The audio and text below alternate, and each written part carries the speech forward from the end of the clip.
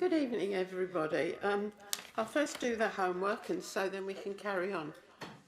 Is that okay? Yes, sorry, Jasper just needs to mute her. You are.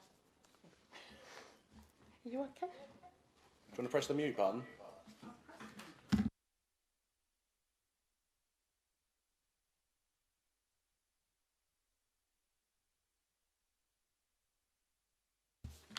Right, sorry about that. We continue.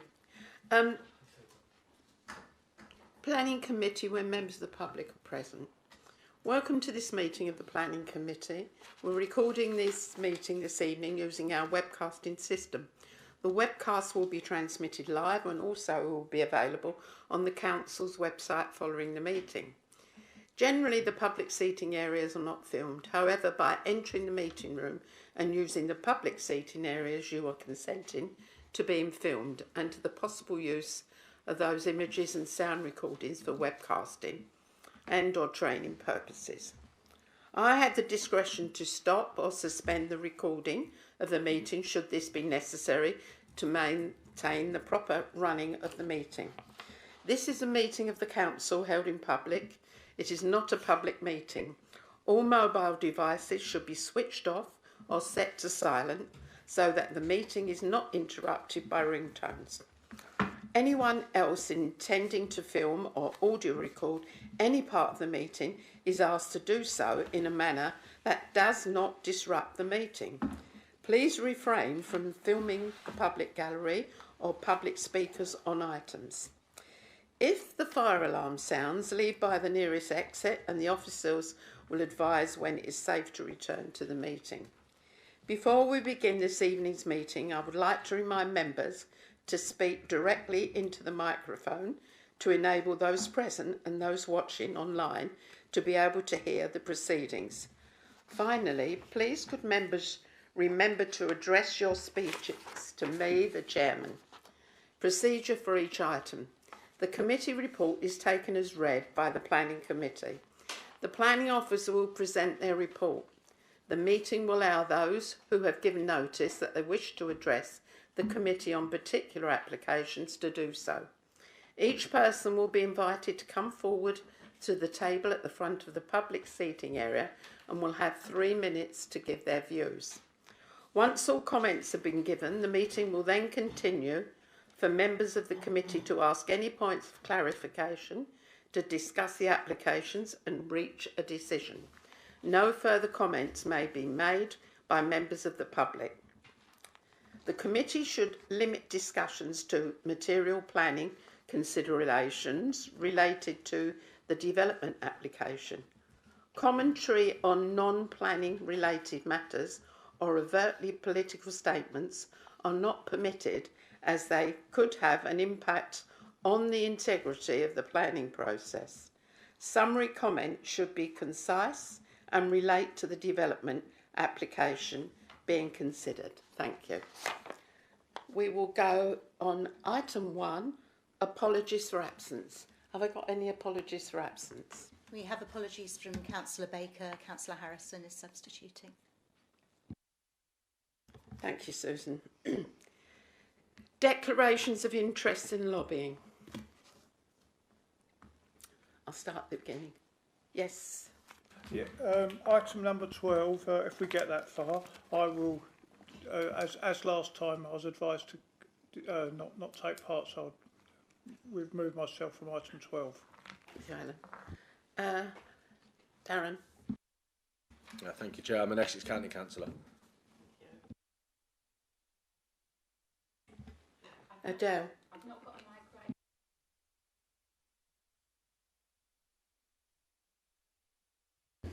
Yeah, thanks.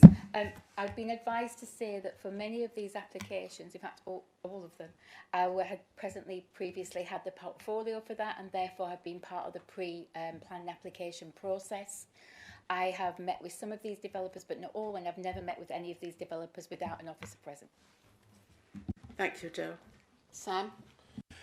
I've been severely lobbied on items 4 and 7 on the basis that physical threats were made, and I had to send a cease and desist letter to the developer of agenda item 4 and 7. I will be recusing myself, because when there are allegations of corruptions and payments of £30,000 being made to the previous leader of the council, I cannot vote on that particular application. It's disgusting, it's wrong, and the developer should know better. Thank you. Thank you, Sam. I have been lobbied on items 4, 5, 6, 7, 8, 9, 10, 11 and 12. And I'm saying that to be safe. Thank you, Kevin. 3, which is confirmations of the minutes of the Planning Committee held on the 29th of July 2026. All those in favour, please show.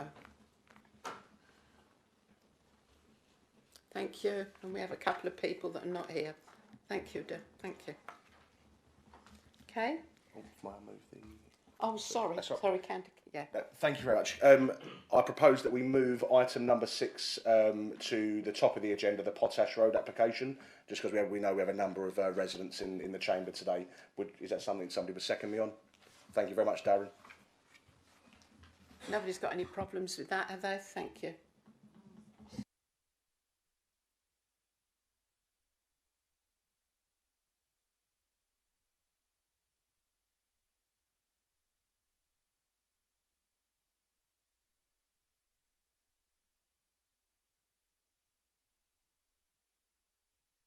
It won't be long. We've done it for a reason. Thank you. Okay. So we'll go straight into item 6, and I think that's here. Actually, Is it item 6?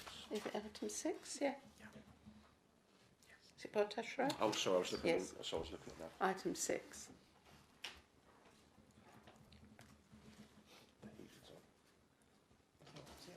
That's yes. It's Chesbeer.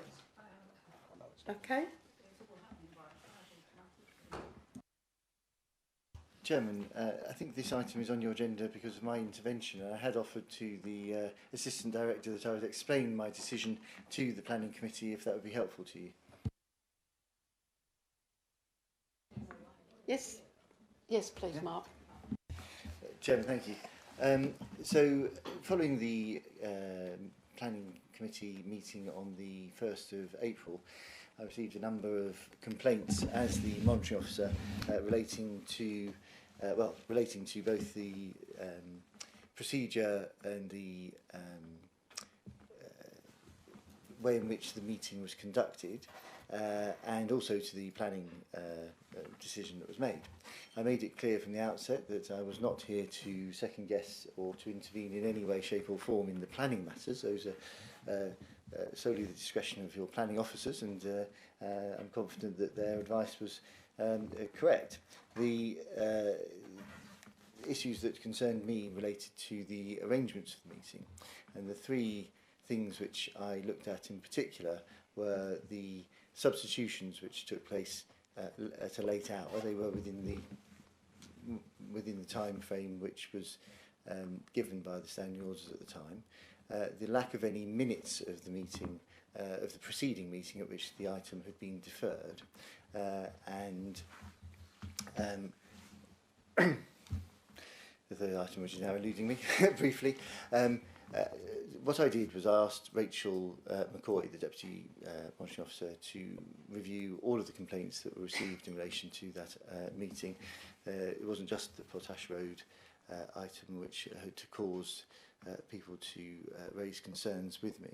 And having read Rachel's response, I concluded that on this occasion, the lack of time for the substitute members to familiarise themselves with what had happened at the previous meeting by looking at the recording, the lack of minutes from the previous meeting, which is very unusual for there not to be minutes of a preceding meeting provided, and the late hour of the substitutions, made me sufficiently concerned that the item... Sorry, Mark, I couldn't hear that, but did you have something to say, Alex? Yeah, this is a farce, but carry on. No, it isn't. No, it isn't. Mark is legal and he's given advice on that. Thank you. I'll tell you what was a farce, though, was £7,000 in anonymous donations going to Basel and Labour the day after the application. That is a farce. No, it's not. It's facts. It's facts. What are you going to do about It's facts. Well, let me.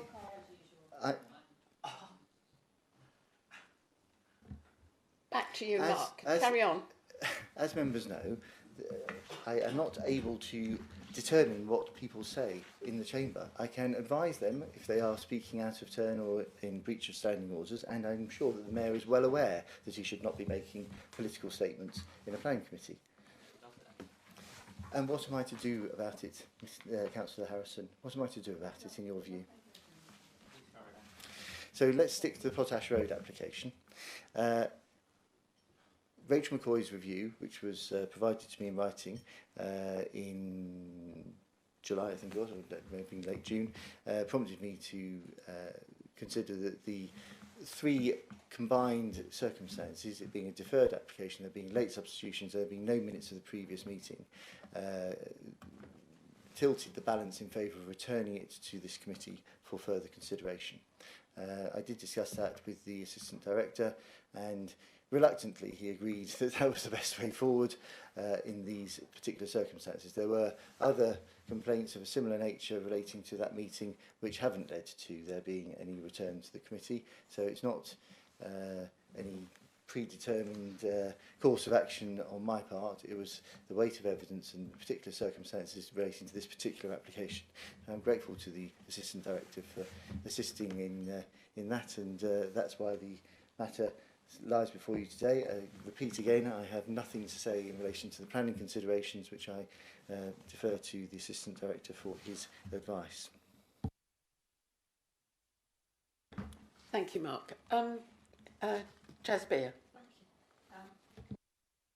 Thank you, Chair.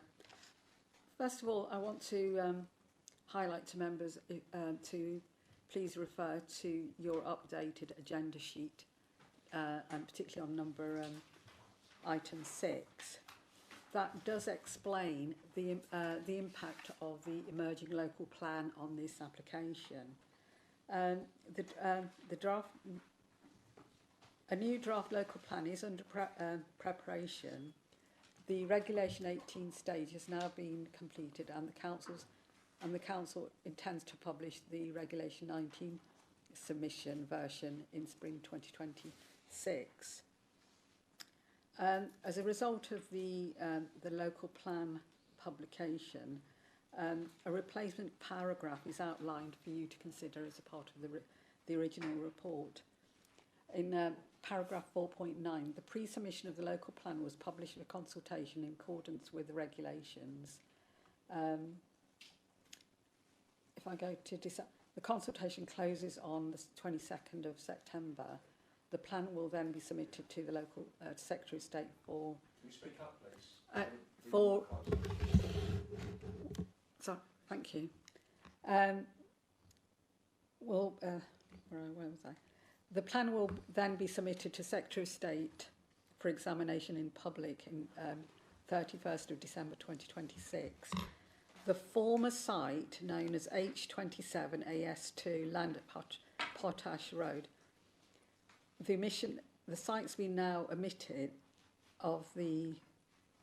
from the Regulation 19 due to ecological constraints that would not be effectively mitigated.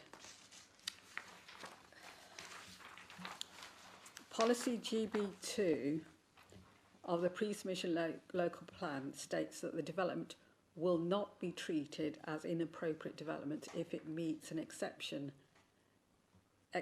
set out in paragraph 154A, B, E and H of the NPPF and all the terms of the paragraph 115 of the NPPF. So basically what we're saying is that it becomes green belt and all the exceptions and golden rules now must apply. So that's sort of the nuance in terms of the implications of the local plan. We have also considered this application against the new NPPF that was published on Monday afternoon this week. Our recommendations as a result of those national policies does not change, so we continue with the recommendations in front of you in this report. the application in front of you, number 25/00575/OUT, is in outline. It's 49 residential dwellings, including affordable housing, with all matters reserved. So in terms of design, landscape, etc., they're all reserved. With the exception of access, the creation of a new access from Potash Road. The application seeks the construction of 49 dwellings with all matters reserved. We have 50% affordable housing with sustainable urban drainage, open air, open spaces, landscaping, and ecological and bio.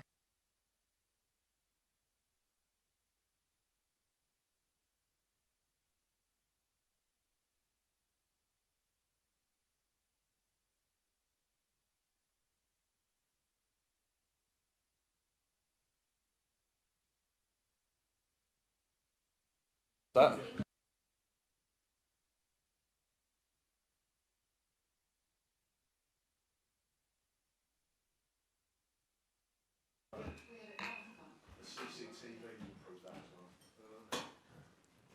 it working now? Or have you switched them over? Yeah, it looks as though it's working. Chair, Martin. through you, just for clarity, from my point of view, I should have asked it earlier. All the presentations tonight, all the applications, what we assessing against are the MPPF before Monday or the MPPF as it came out on Monday? Yeah. On Monday. Okay, Thank you. That's This is not showing on here. oh, what do I do? Doesn't the girl? Have you got it? Is it worth you sharing instead? Sorry, we've just got an issue with what's showing on Jasper's screen is not what's showing there. So we're just going to see if Dave can share his screen.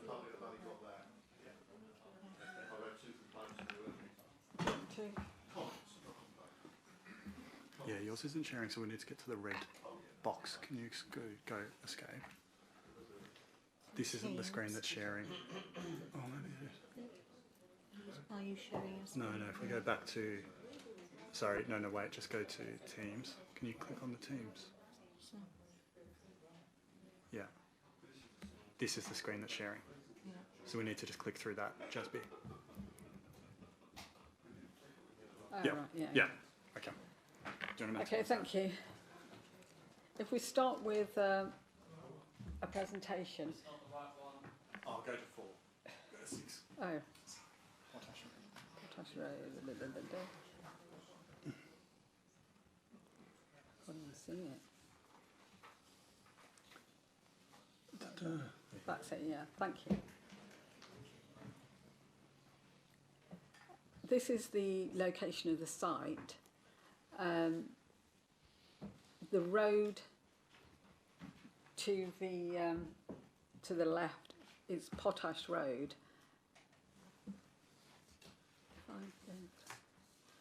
The development is to be, the main access will be from that main road, and the rear third of the road of the plot would be left open.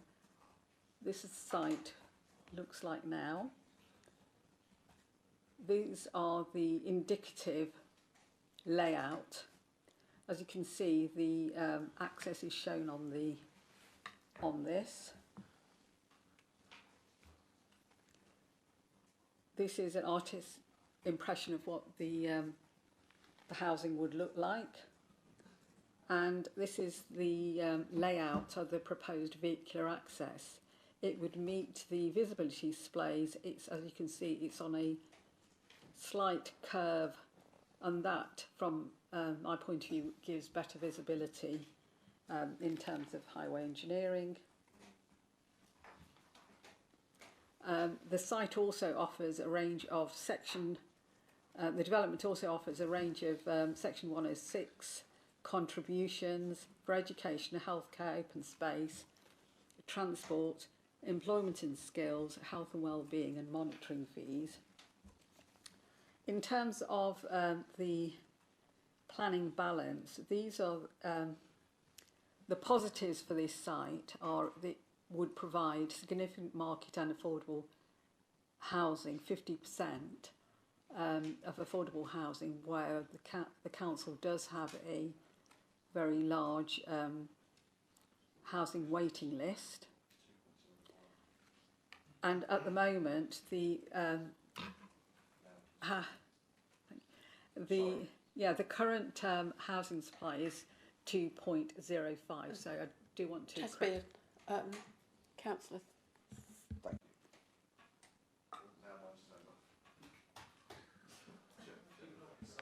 Check the batteries. It would be the first time. No, I'd like it changed, please.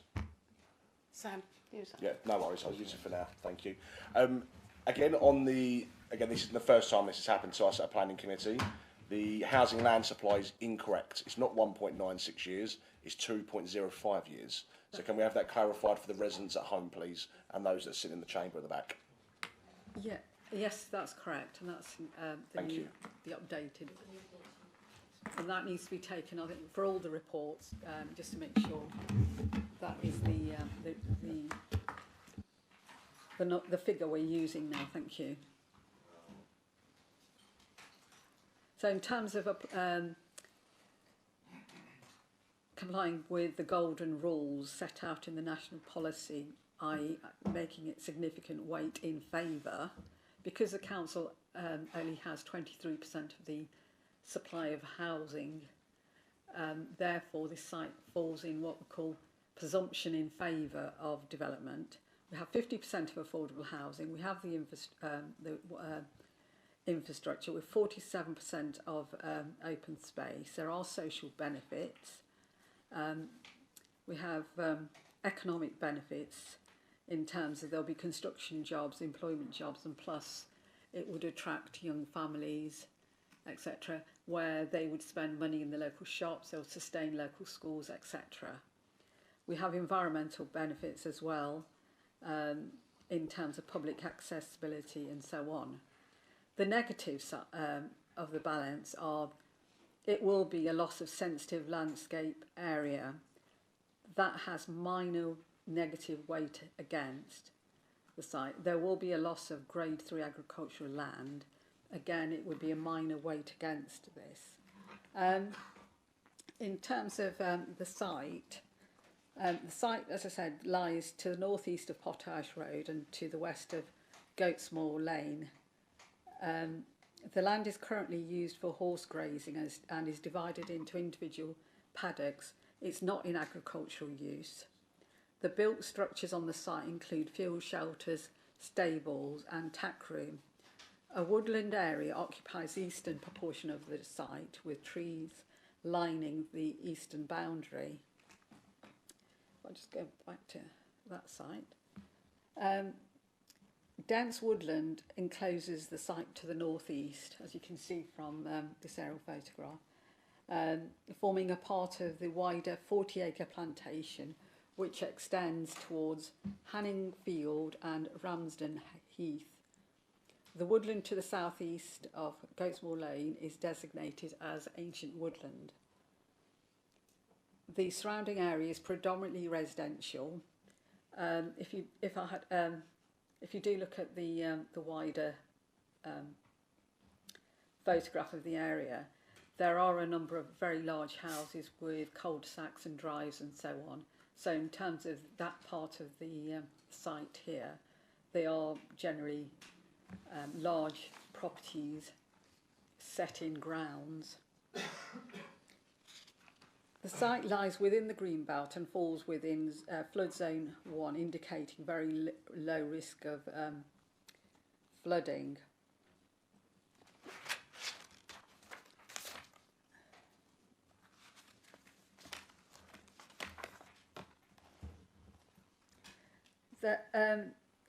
In terms of objections, the statutory consultations have been supportive. However, we did send out 25 letters and we received 78 letters of objections have been received from neighbouring residents, and these are listed in paragraph 3.1 of the report. And the issues are summarised there. And if I can just go through some of them, they were the development would extend beyond the existing settlement boundary of Billericay, concerns around eroding the separation between settlements, including Billericay, Stock and Chelmsford boundary, increasing traffic on Potash Road, which is already under pressure. These matters have already been dealt with under previous reports. Existing congestion, reports of accidents involving larger vehicles and so on. We also received a letter of objection from Councillor Schrader, who objects to the proposals due to inappropriate development, and the councillor's views are fully listed in your report as well. As I said earlier, the council has only delivered 23% of its requirements for housing. Therefore, there is a presumption in favour of this development, continues to apply, and it's recommended that this application is supported for approval subject to planning conditions on the 106 agreement set out in paragraph 6 of the report. That's all I have to say. Thank you. Thank you, Jasbir. Now I'll open it up to question times from members of the public.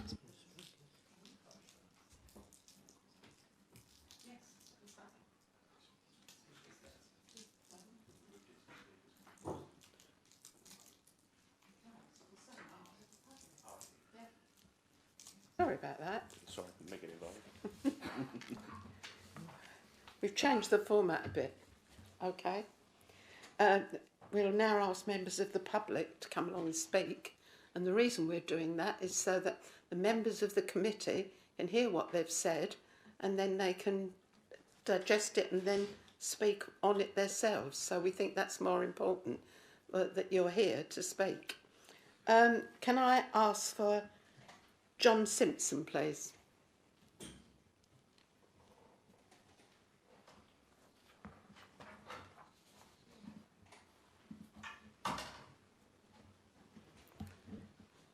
Thank you, John. Just press the red button on there. Hopefully it'll work.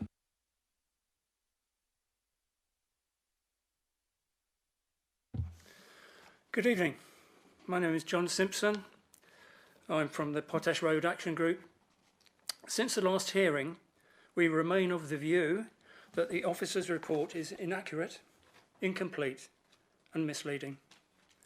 We reserve detailed reasoning for a later appeal, should that happen, but today I will focus on just 3 key issues. Firstly, Greybelt.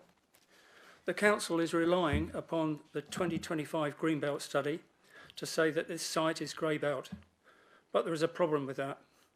In January 2019, a planning inspector considered this exact location and found that this land strongly performs the Greenbelt purpose of preventing the unrestricted strawl of Billericay. He found significant harm to the Greenbelt. That was a site-specific finding following a full planning appeal. The 2025 Greenbelt study is different. It assesses a much larger area, and its authors say it cannot identify Greybelt at a scale below 5 hectares. This site is only 3.2 hectares. So the committee needs to ask a simple question. What has changed since the inspector found that this land strongly performs this Greenbelt purpose? If nothing has changed, then the previous inspector's site-specific finding remains highly relevant. And if this land strongly performs that Greenbelt purpose, it does not meet the NPPF definition of Greybelt. The summary, the officer's report does not properly address that conflict. Secondly, very special circumstances. The argument for approval is, in large part, the need for more housing, but this argument has already been considered on this stretch of Greenbelt. In 2024, the council had less than 2 years housing land supply, and the inspector gave the benefits of providing housing very substantial weight. Even so, he concluded that those benefits did not clearly outweigh the harm to the Greenbelt. That is important. Housing need was already given very substantial weight, and it still was not enough. The NPPF does not say that a shortage of housing removes greenbelt protection. Where greenbelt protection policy provides a strong reason for refusal, the housing presumption does not require permission to be granted. So the committee should ask, what is materially different about the case before you today that changes the balance which the inspector considered in 2024? Finally, the road. Potash Road is in places only 4.7 metres wide. It lacks a continuous footway and the proposed access sits on a sharp bend where wide vehicles cannot pass without mounting the footway. The Highway Authorities inexplicably rejected the applicant's traffic calming measures despite these physical constraints. Just another paragraph. Members are entitled to consider whether the proposed access and pedestrian arrangements are safe and appropriate. Adding a new access here increases the risk of serious injury, particularly with a proposed uncontrolled pedestrian crossing. You are entitled to challenge the Highways Authority's position where there is cogent evidence of highway safety concerns. That is a material planning consideration in judging suitability of this site and its access. Thank you.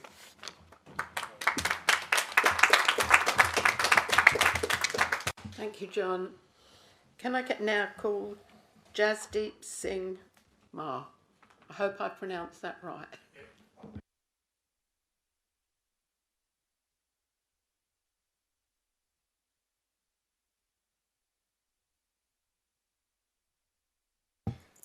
Good evening. My name is Jasdeep Meher. I'm a resident of Potash Road and I'm here to speak for the Potash Road Action Group following John. As John said, an inspector has already refused housing on this exact site, 2019. He called it mainly undeveloped. He found significant harm to the Greenbelt. In 2024, the same inspector refused a bigger scheme next door under the current rules. Same road, same Greenbelt, same answer. Twice. So what's changed? Walk down Potash Road and the answer is nothing. Not one thing has been built. The only thing that's changed is the paperwork. You're told half this site is brownfield, but on what basis? The horses graze it, and in the officer's own word, and on the lower scale, it's not a sort of business or anything like that. So casual grazing, not even a business, and it's being counted as development. That makes no sense. Brownfield land is occupied by permanent structures. These paddocks have none. Grazing doesn't make land developed. Grazing is what undeveloped land looks like. There's a house and some stables on a small corner of this site, and the field does not become brownfield because it sits near a house. Half this site is nowhere near brownfield.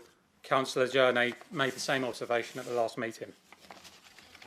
And don't take our word for it. Chelmsford City Council, the neighbouring planning authority and the statutory consultee with no stake in this outcome examined the same application under the same rules. They conclude that this is not previously developed land. It's not Greybelt. There are no very special circumstances. Development here undermines the Greenbelt. Every point this application needs to win, an independent authority says it loses. One more thing about that response, because it matters. When this application was last before committee, members were advised that Chelmsford's views could not be used in your reasons. That advice was wrong. The statutory consultee's response is a material consideration in law. You're entitled to weigh it, rely on it, and to build your reasons for refusal on it, whatever you may hear tonight. You can test this for yourselves. Stand on Potash Road and look at the site. Fields, hedgerows, horses. Ask yourself, is that brownfield land? Because if a grazed paddock is brownfield, then every paddock in this borough is brownfield, and there is no greenbelt left to protect.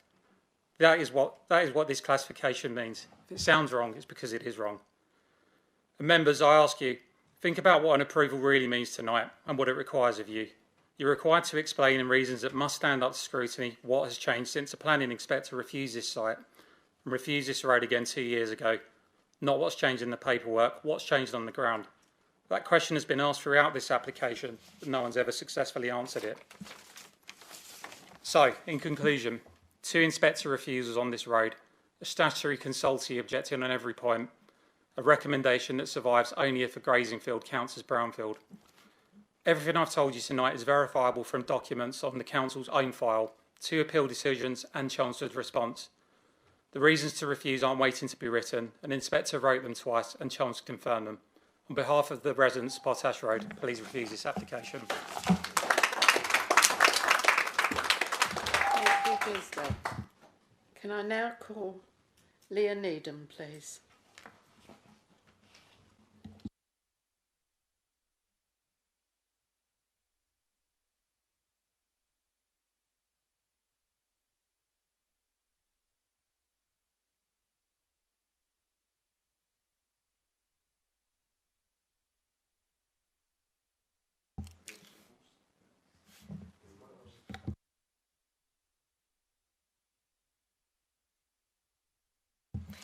Good evening, members. My name is Leah Needham, Associate Planning Director at Esquire Developments.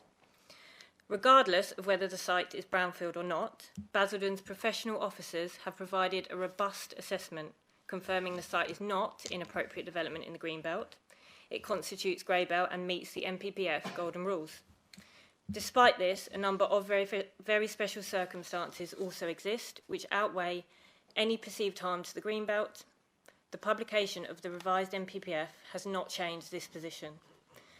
The recently published housing delivery test results confirm that the council has only delivered 23% of their housing requirement. This places the council amongst the poorest performing authorities in the country and demonstrates the scale of the housing crisis facing the borough. Behind these figures are real people, young families unable to get on the housing ladder, residents forced into unsuitable accommodation, and households waiting for access to genuinely affordable homes. The council is failing its constituents in this regard and denying future generations the opportunity to live in the town they grew up in. This application would make a meaningful contribution towards addressing that need by delivering up to 49 new homes, half of which would be affordable. Working alongside your professional officers, all technical matters have been fully assessed, resulting in no objections from any statutory consultees, including Essex County Council Highways and Essex County Council Ecology. This is now the third time the application has been reported to Planning Committee. The only thing that has changed is the political makeup of this council. Members may have different political views, but the planning merits of this application are unchanged. The evidence is unchanged. The officer recommendation is unchanged. The benefits are unchanged.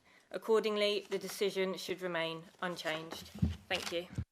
Leah, just before you leave, it's not your place to criticise the council or what happened here. You're here to speak on the application, not that. Thank you. Disgrace.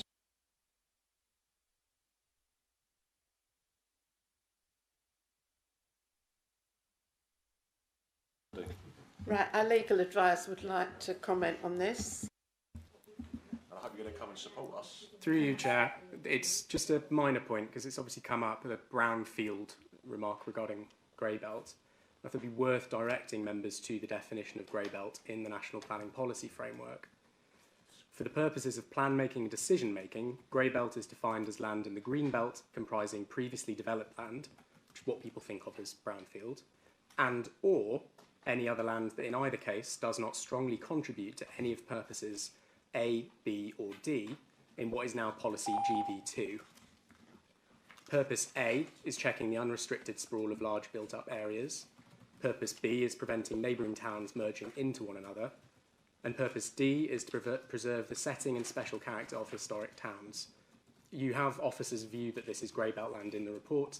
It's a matter of planning judgment, but I thought it was important to direct you to the relevant test in the NPPF. Thank you, Chair. Thank you, Chris. I'll now open it up to question times. Who would like to speak on it? Sam? Thank you very much. Can the officers let us know how many horses they've seen grazing on this particular paddocks? I know I asked last time, but it's been 3 or 4 months since then. Maybe you can give us an update.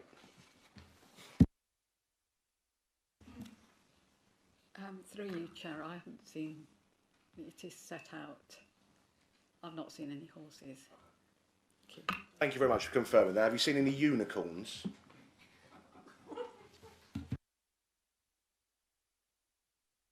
Well, has anybody seen unicorns? Thank you. Then I don't think we can probably call this. Oh, yeah, I don't think we can probably call this brownfield in that case. Then I said it last time, and again in regards to the actual width of the road, 4.7 metres. Does the officers think this is a particularly safe road for people to be walking down or children to be walking down? Would you allow your children to walk down a 4.7 metre road if there's cars coming up and down?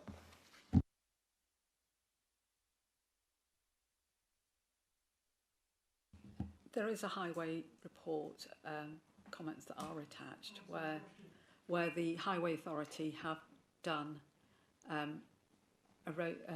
vehicle count, and the Highways Road Safety team have been involved, and their view is it is safe. Thank you. I don't think you've quite answered the question. Would you allow your children to walk down that road with multiple cars? Well, so yes or no? It's not. I don't think you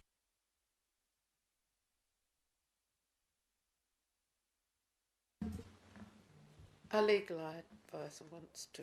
Through you, Chair, I understand it can be a personal matter in dealing with planning matters, but questions should be related to the planning merits of the decision. And just for relevance and for reference, on highways, policy TR6, subparagraph 4 of the NPPF, notes that development proposals should only be refused if they would have a severe adverse impact on highway safety. And that's the point that is mentioned in the report.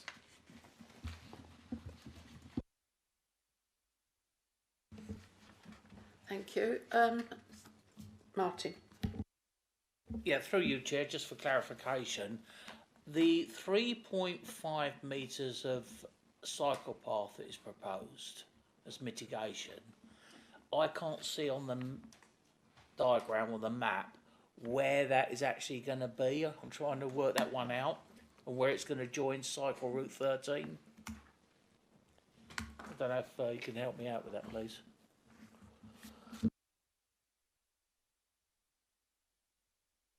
Through you, Chair, I would need to confirm where the exact location of that would be. Yeah. Come back, Chair, through you. The thing about that is Cycle Route 13 is actually on a national speed limit road. So what we're looking at here, because Cycle Road 13 and I speak as a cyclist, goes down Goatsmore Road, yeah, Goatsmore Lane, yeah. The national just starts just before Potash. So what's concerning me, for the point of safety, and I know it's mentioned on the issue about minimising, we are asking people to potentially cycle, kids and everything, and they're going to join this on a national speed limit road, be it Goatsmore or be it the other side of the Norsey Road. And that's what I'm trying to get some clarity. Where is 3.5 metres of cycle path going to join? Thank you, Chair.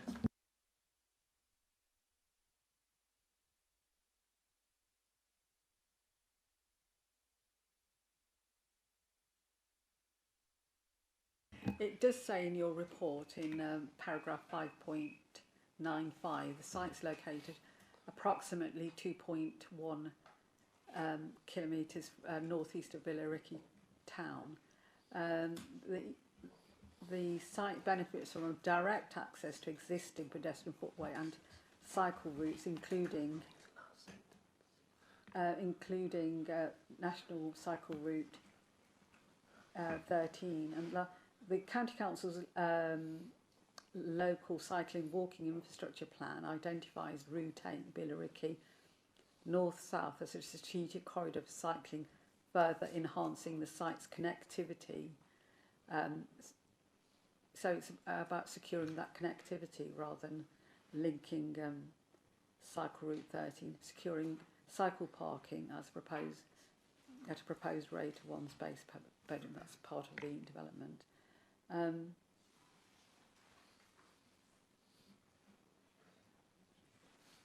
And there's more explanation in paragraph 5.9.6.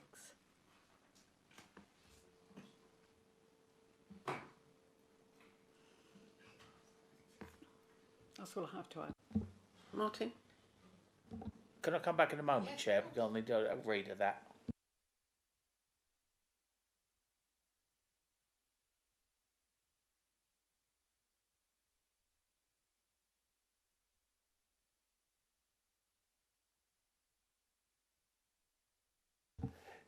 Thank you.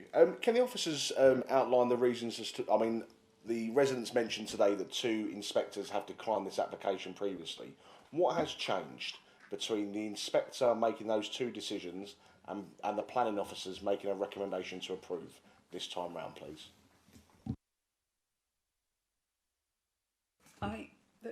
One of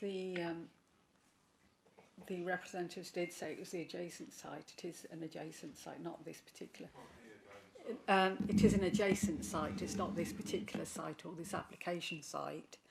In terms of changing, we have since the inspector's report, we had a new, well now the old MPPF. We had different housing targets and housing supply, so it was those policies that were carried forward, hence the changes. Thank you.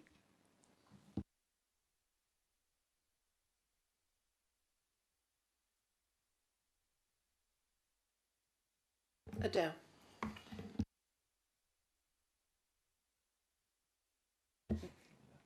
It is working now. Sorry about that.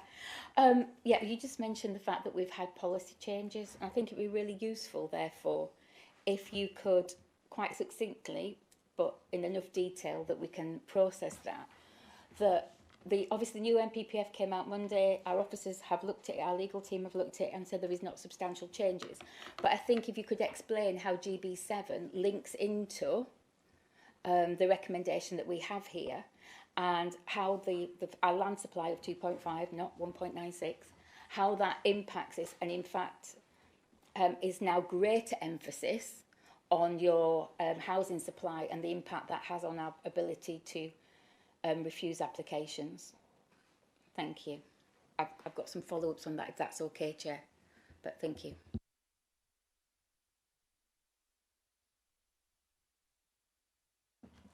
Do you want to? Through you, Chair, I can't advise as to the planning merits of the point, but because that's a matter for the officer, I can give you advice on what the MPPF says. So running through policy GB7, which largely replicates what was in the MPPF previously, and this sets out the categories of development that aren't inappropriate in the green belt and therefore shouldn't be regarded as harmful. The relevant subparagraph, that is subparagraph G, so GB7G. This says development where all of the following apply. The development will utilise grey belt land and would not fundamentally undermine the purposes taken together of the remaining green belt, which is the point I dealt with earlier, the definition of grey belt. There's an evidenced unmet need for the type of development proposed, and there's a footnote there, footnote 41, which states in the case of applications involving the provision of housing, means the lack of a 5-year supply of deliverable housing sites. And it goes on, but that's the relevant point for this authority. The third is the development would be in a sustainable location with particular reference to policy TR3. And in the case of major development involving the provision of housing, the development proposed complies with policy GB8. And those are the golden rules that were set out by the officer.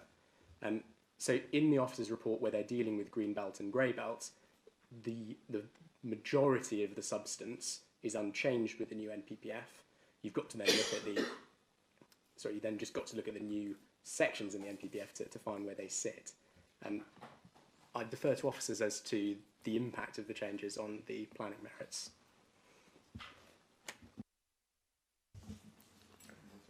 Adele? So what we're saying is that the part of that part G, which looks at those points, one of the ones that was remained there and in the footnote is strengthened is the fact that we do not have a 5-year land supply. Is that correct, officers? That is the understanding that 2.5 years housing supply meets the part of the limb, as they call it in NPPF, for that. Yeah, that's why 2.05, not 2.5, 2.05, not the 1.96. I'm just making sure I'm not saying that bit. So that fulfills that part of that recommendation for the new MPPF that came out Monday and is strengthened from what we had before. Is that the advice that you're giving us? Yes, we are. It does say there is an evidenced unmet need for the type of development proposed. For this application, we've got 50%, which is the maximum cap of affordable housing. There is a great need in this area for affordable housing as well as private owned housing. Thank you. Thank you, Chair. Can I just ask about the ecology report? Because obviously the reason why this land was taken out, as we all know from the Reg 19, is looking at its proximity to Nosey Woods looking at that special interest, that importance of our habitats that we have there. And we've got a red ecology report here. Can you explain to us why that isn't a reason on its own for refusal? Thank you. What the applicant's saying is that mitigation can be put forward, and certainly in the application, ecology have been consulted, and they're content that those needs can be met, or those requirements can be met. I can hear an echo. Sorry, Chair. Through you, Chair. So are you saying that at the moment there is no ecology objection from our statutory consultees, that they think that this is not an issue? That's correct. Okay. Can I come back in a moment? I need to process something more. Thanks. Martin, did you want to come back now? Yeah, through you, Chair, it's page 120 of the report from my point of view. It does actually say a new 3.5 metre shared footway cycleway linking to National Cycle Network Route 13. It does actually mention the word linking, but that's on national speed limit. The 30s are before you get to Pershratch Road, then it goes to national, and I can't see on the map that's been presented where that cycle route's going to go, because Goats Moor's a national speed limit road. The only bit of 30 you got is the top of Potash dropping down to Goats Moor. The officers want to answer Councillor Mordecai. Did you hear that? Yes, Jasmine. I'm just getting the right paragraph out. Thank you. Paragraph 5.96. The last sentence does say, however, the delivery of this route as specified is not achievable as its construction would result in loss of priority habitat and habitat required to deliver biodiversity net gain, therefore undermining the ecological mitigation measures and the statutory BNG obligations for the site. Thank you. I'm more worried about kids on bikes joining a road that's travelling at 60 miles an hour. But thank you very much, Chair. Thank you, Chair. You said that there's been no objections, but you also said that you sent out 25 letters to residents, and can you confirm 78 residents actually replied to them concerns, not the 25? Thank you. That's correct, but anyone can object or respond to a consultation. You don't have to receive a formal letter, so it's clear that more people told each other. Thank you.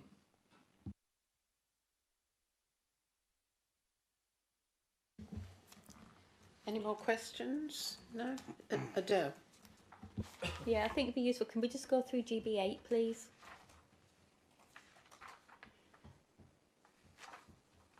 Thank you. Through you, Chair. So GB8 is what's called the golden rules. So this is what a development needs to satisfy.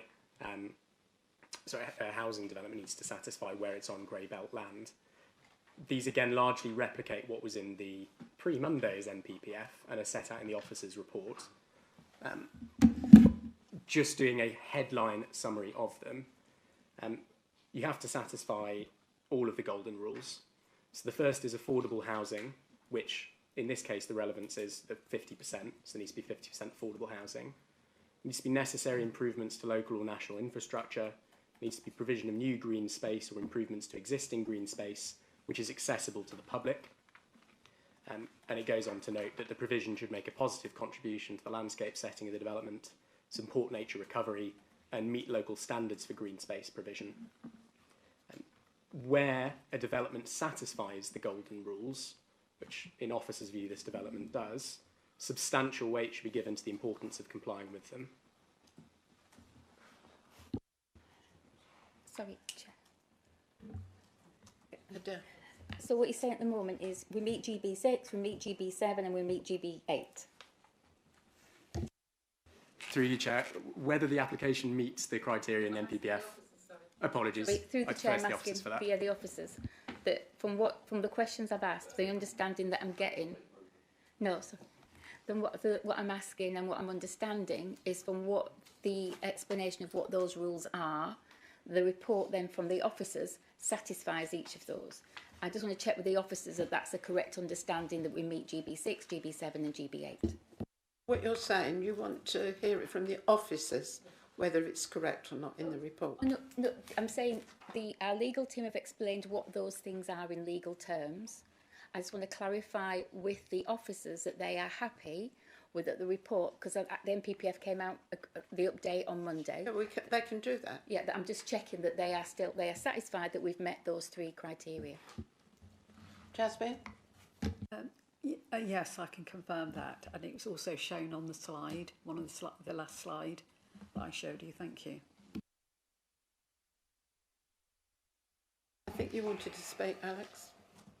Yeah, thanks, Chair. I'm still getting my head around why exactly we're back on this application again, because in the report on the 2.12 it says that there were 2 late substitutes to the planning committee, and substitute members had not had the opportunity to consider the application. I'm hoping the monitor officer can explain if he had spoken to the 2 substitutes and they were happy that they had decided that they weren't ready for the meeting, or how did it come about that we're here tonight when this has already been voted on in Alex, April? I think you should ask those questions to the officers.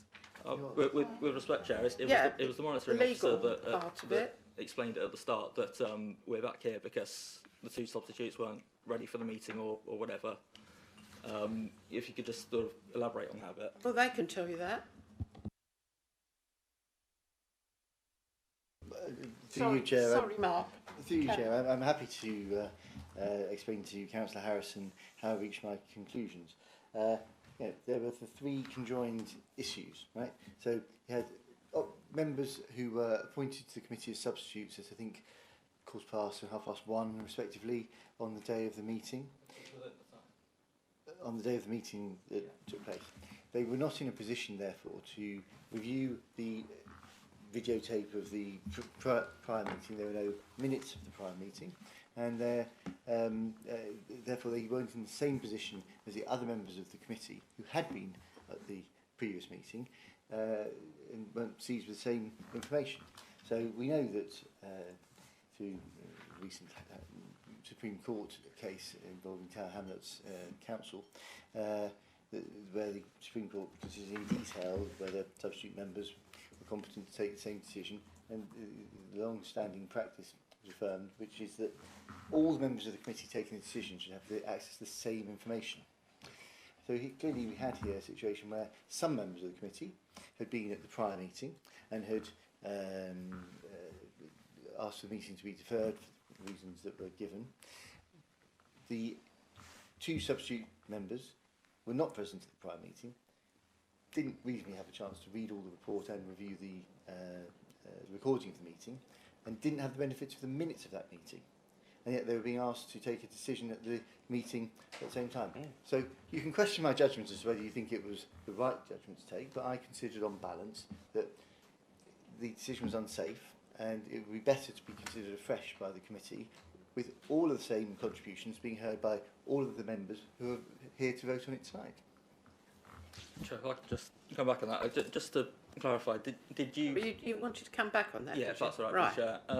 Did you as the monitor officer speak to the 2 substitute members, and did they confirm that they hadn't watched the video or read the report or whatever else, or was this your judgment without speaking to the 2 substitute members? I think through you, Chair, if I may, there's, I think what Councillor Harrison is alluding to is whether there was actual or perceived bias. So I was concerned that the complainants were on fairly firm ground in being concerned that there were members who had a different level of exposure to information as other members of the committee. And on balance, I felt the safest thing to do was to return it to the committee for fresh consideration. And that's why you're here debating it tonight. If you feel similarly about it, then I'm sure you'll be able to vote in the same way. Because I think Mark's explained to you what... Yeah, that's fine. Just one very last one, because one of the substitutes was actually Councillor Sargent, who's here this evening. So if you will allow Councillor Sargent to do so, perhaps she could say whether or not she was prepared for that meeting on the 1st of April. The Sergeant hasn't indicated to speak. And she doesn't want to. She's shaking her head. Through you, Chair. I think Councillor Harrison is confusing actual bias with perception bias, and they're different tests.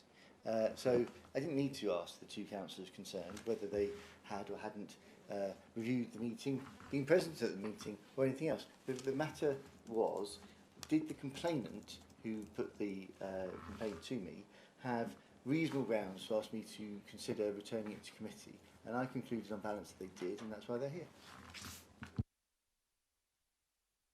Thank you. Have we got any more speakers? No?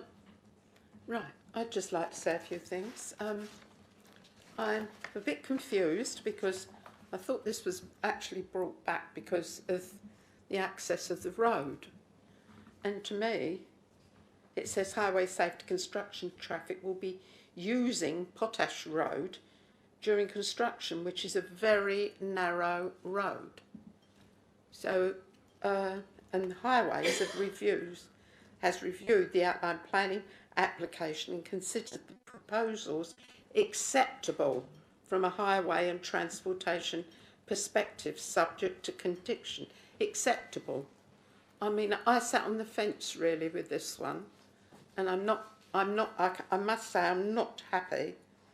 And it says vehicular access to proposed via a new junction on Potash Road.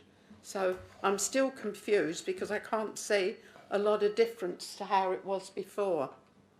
So I do have a problem with this one. Thank you. Thank you very much, Chair. First of all, I'd like to say to the developers who decided to come to this meeting tonight, do not come to our council and criticise us. Residents come here to these meetings because they strongly object or they're strongly in favour of applications. It's not down to you to make it political. So if you're going to come back to this council again in the future, please make sure that your comments are impartial and to the actual application you see in front of you, because tonight that was a disgrace. Secondly, I cannot support this application because it does represent inappropriate development in the Greenbelt. Okay, the road itself is 4.7 metres wide. That is not enough for two cars to be able to get down and for small children to be able to cross the road. We cannot be passing applications on that. Second of all, the horses. Okay, nobody has seen these horses. No one's seen the unicorns. No one's seen the horses. Okay, so how can you say this is being grazed on? No one's seen any evidence of that. So until I see the horse eating the hay, okay, there's no way on earth that I can pass this tonight with my vote. And secondly, this part of the application where they talk about the brownfield element of it, if you're saying only 2% of the land is being used for grazing, I just don't understand how that can even make up the grey belt part of this consideration. So, two inspectors have previously refused applications in this area, and exactly like Councillor Gardner said, 25 houses were notified of this application. 78 letters of objections were received. I mean, in terms of objections per household, we're looking at about 3.1 objections per household. And I understand what the council officer says, that maybe the residents may have a conversation amongst their community. Too bloody right and all, especially when there's inappropriate development in the Greenbelt. So, again, it's time to listen to our residents, and for the third and final time, it's time to send those developers packing. Thank you very much.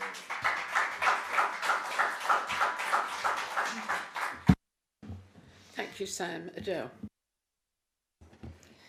What we're being asked to consider tonight is a report in front of us. As those of you who know me, I'm an evidence-based person. And Sam, obviously we've never had a conversation, so you would not know what the way in which I behave and the way in which I conduct myself. Thank you. So the evidence before us is of the report, We have to take into consideration the legislation that we're given by central government.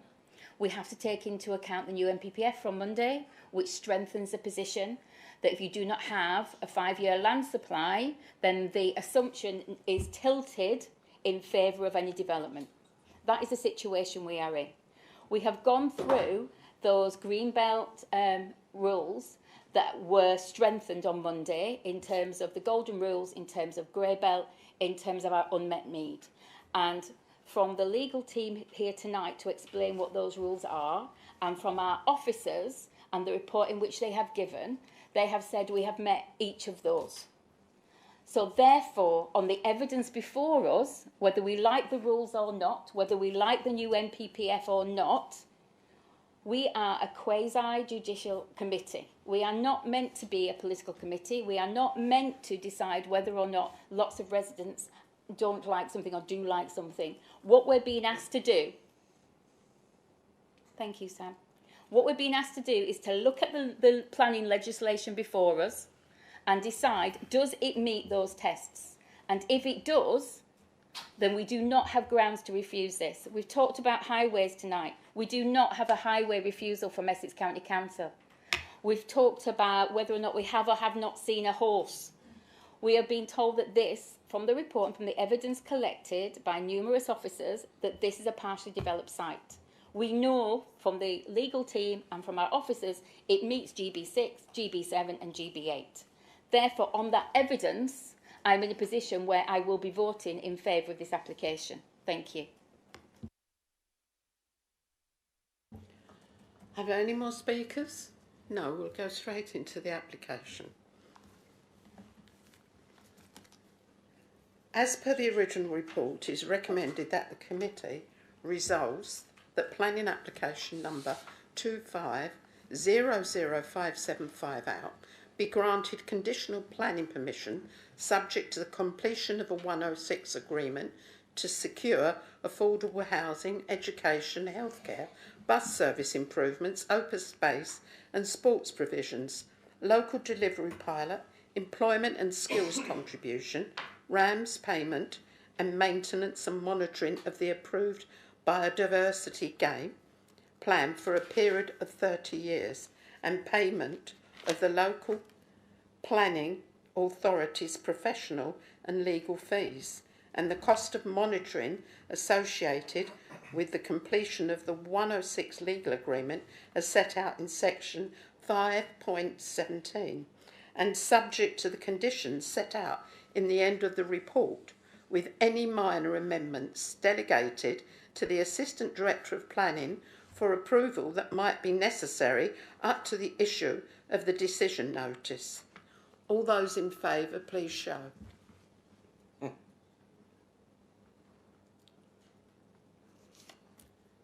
Any abstentions? All those refused, please show. I've changed my mind. Shock. Okay, so I think that's a At least I turn up to the refusal. planning committees and the... So- We need to do users. It's not yet a refusal.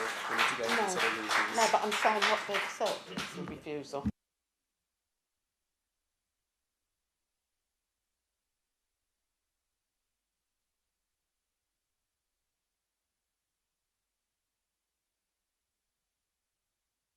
We're going to adjourn to propose the reasons why we're refusing. Thank you.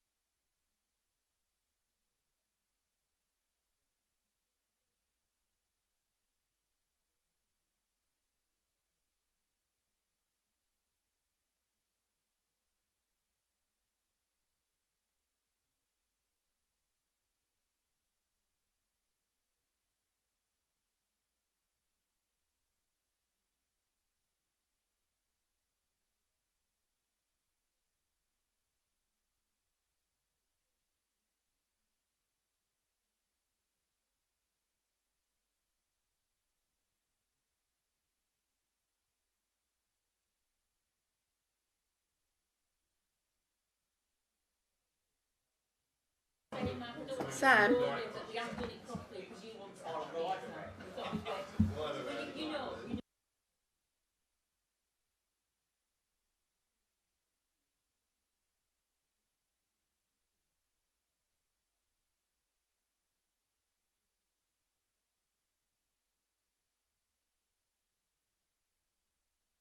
Oh, fuck. Absolutely not. Right, we'll go into the recommendation now. The proposed development site strongly contributes to Greenbelt purpose A and is therefore Great Belt land. The proposed development constitutes inappropriate development within the Greenbelt. The development would result in substantial harm to the openness of the Greenbelt and conflict with the purpose of including land within the Greenbelt. The local planning authority is not satisfied that the benefits of the scheme clearly outweighs the harm to the Greenbelt and other harm identified, so as to amount to the very special circumstances necessary to justify the development. And it's contrary to GB6 and GB7 of the NPPF and saved policy BAS GB1, and minded to refuse and defer. All those in favour, please show. Seconder, Chair.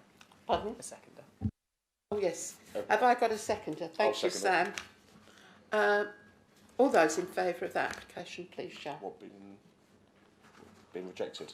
Yes. Yeah, okay. I've just read it out. Sorry, I wasn't listening. Okay. You can slap me though, that's all right. Thank you very much. Thank you. All those against, Chair. Oh, sorry. All those against that, sorry. 2. Any abstentions? None. Thank you.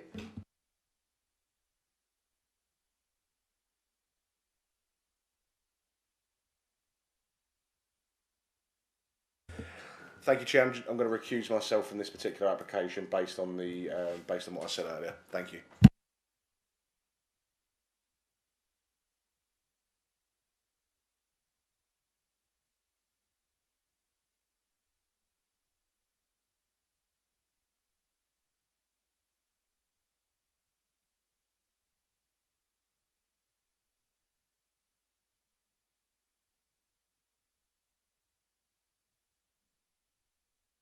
Those that wish to leave, please do so. Thank you.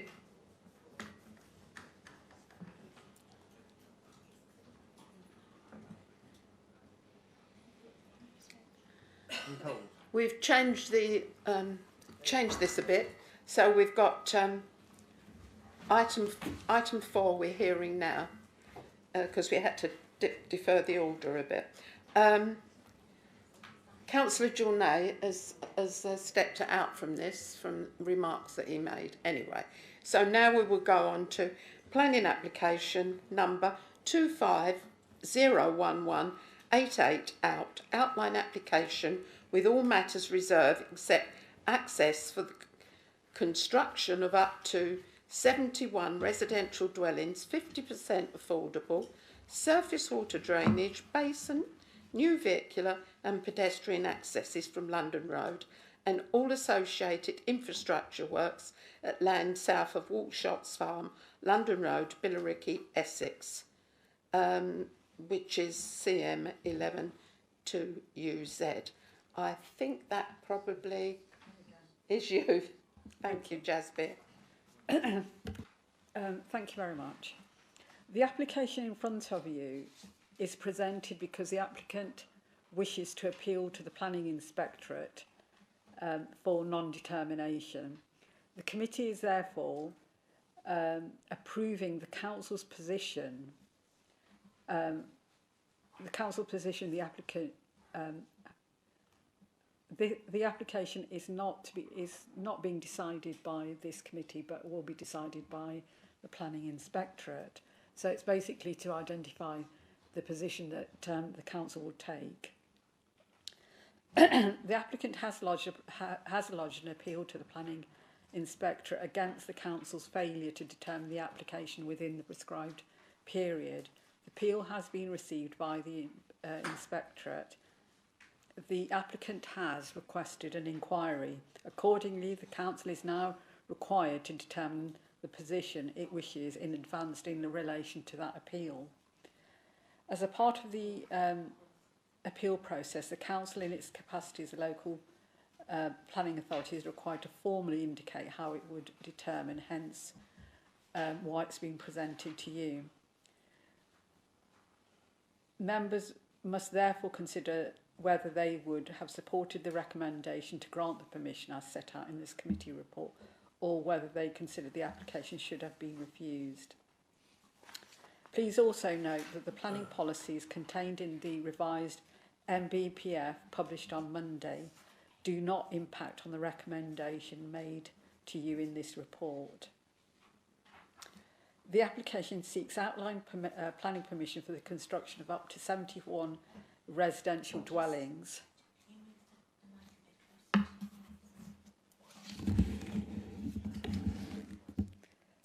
Sorry, Chair, going through you. Some of the information on that first slide isn't correct, and also we can't see the report again. I don't know if that is the whole report, that one slide, but Yeah, there it says 58 residential dwellings. That's not correct. This is the wrong application. But this is, It says 58 just instead of... yeah, but it should be. Right. It's the wrong number of homes. Just clarify that. It says 58 on the slide. Yeah, sorry, just for clarification, it is 71. Yeah. If you look at the report, thank you. We can't see the report again. All we can see is that first slide. That's what it is. Sorry, that is the... If you just click onto the next slide. Yep.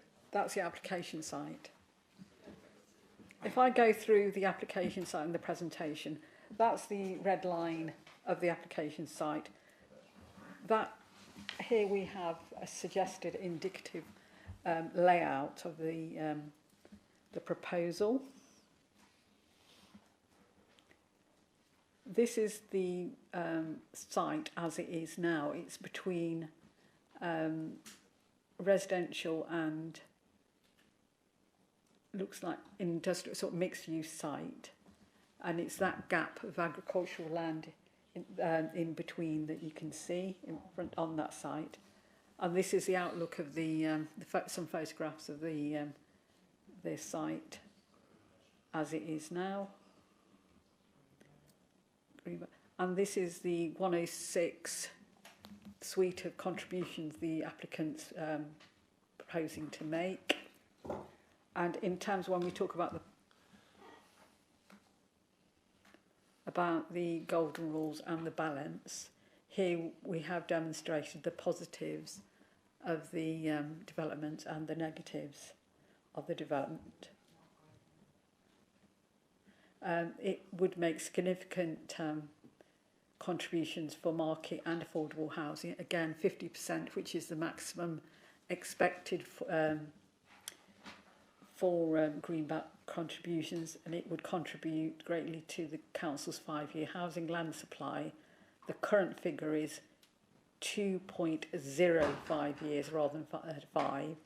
That carries very significant weight in favour. As I said, 50% affordable, the 106, 51% open space. There are social benefits in terms of the council does have over 3,000 on its housing waiting list. New market housing, 51% would be open and play spaces and green infrastructure. There would be economic benefits. There will be construction jobs, employment and skills, and local economic spend. And the negatives are the site does not constitute grey belt land. Significant negative weight against that. There'll be loss of undeveloped greenbelt land, changes to landscape character and openness. Heritage, it is considered that the proposed development is unlikely to result in harm of designated or non-designated heritage asset subject to appropriate landscape, and there would be a loss of grade 3B agricultural land, which is minor negative weight against.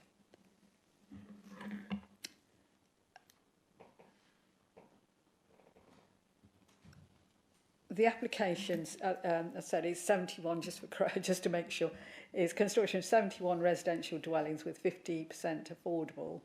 All matters are reserved except for access.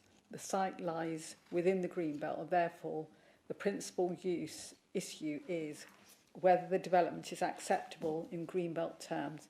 If not, very special circumstances exist to justify the development. And as I've explained in the planning balance, it does positively contribute to the housing and the council's own housing land supply. We cannot demonstrate a 5-year land supply as the council only has 2.05%. In terms of technical consultees, including highways, lead local authority, ecology advisors, landscape advisors, environmental health, all have no objections subject to planning conditions and obligations. Therefore, having regard to the acute housing need within the borough, significant affordable housing provision, the delivery of infrastructure does have contribute to very special circumstances exist and clearly outweigh Greenbelt harm, and other harm are limited arising from the development. Planning permission is therefore recommended for approval subject to the 106 agreement and the imposition of appropriate planning conditions. The policy implications do not, the new NPPF, as I said, does not impact on the office's recommendations of this application. Thank you. Thank you, Jasbir. We have some speakers. So can I first call Samuel Punter, please? Thank you.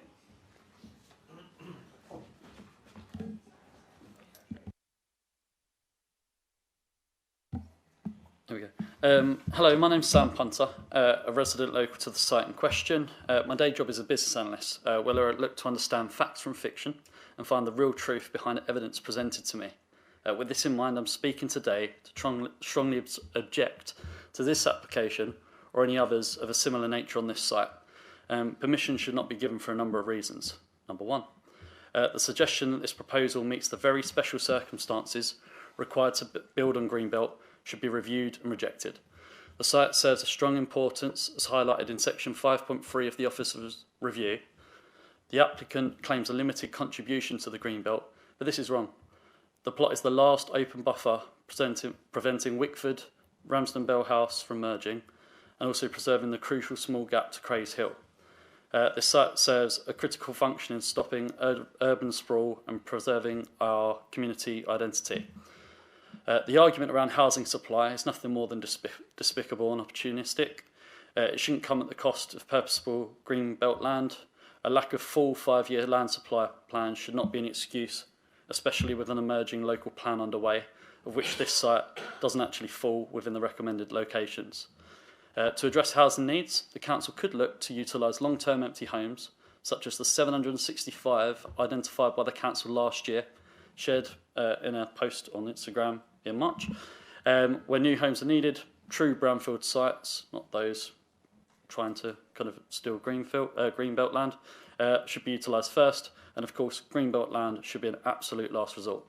The claimed social benefits are illusory. The suggestion that there's a benefit of new open land is a box-ticking exercise to get the application through, as the local community is already well served by 4 existing playgrounds and green open spaces within a mile of the site.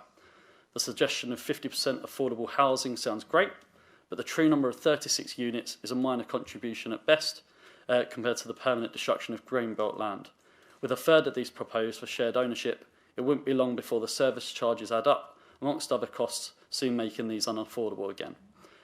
When it comes to real economic benefits, let's be honest, the real economic benefit is for the developer's bank balance. Finally, regarding the environmental benefits, the existing Greenbelt already provides that. No need to reinvent the wheel here. Reason 2. The proposed financial contributions to mitigate impacts on our exhausted infrastructure are laughably low. It doesn't take a genius to look at Wickford and the wider Basildon Borough to recognise the existing strain. From school places to overstretched GP services, a hospital rated inadequate by the CQC, and wastewater facilities unable to cope. Let's not forget the state of our roads, lack of policing, clean water supplies struggling under current demand, hence the hosepipe bans. I'm on the clock, otherwise I would continue. But the reality is clear. Our services are failing. These minor financial contributions will do nothing to help the infrastructure handle additional demand, nor do they factor in the negative impacts existing residents will face. Reason 3, the last one I've got time for tonight. The site itself is not suited for development. The proposed access onto a 40-mile-per-hour stretch of London Road presents dangerous driving conditions. Being on the periphery of Wickford town and neighbouring villages means the majority of journeys will rely heavily on cars, making it an unsustainable development. There's no current facilities in the area for modern broadband services and no plans to add them as part of the development. This should be a requirement for a 21st century development. Finally, any properties built here will directly overlook existing homes on the west of Alshots Road, directly violating the principles set out in section 5.8.1 of the Planning Officer's report. If the planning officer or anyone else deciding on this matter disagrees, I'd invite them to come and visit the homes and see firsthand. The impacts of this development, along with any others in the area, will devastate the quality of life for existing residents and provide no real quality of life to any new ones. Of the letters sent out, I understand there were 12 responses. I know from talking to local residents, they didn't think they need to bother to respond. The site's Greenbelt and thought common sense would prevail. So please do not sacrifice this Greenbelt. Once we lose it, it is gone for good. So on behalf of the immediate local residents of Wickford, Craig's Hill and Ramsden Bell House, as well as those of the wider Basildon Borough, please refuse this application. Thank you.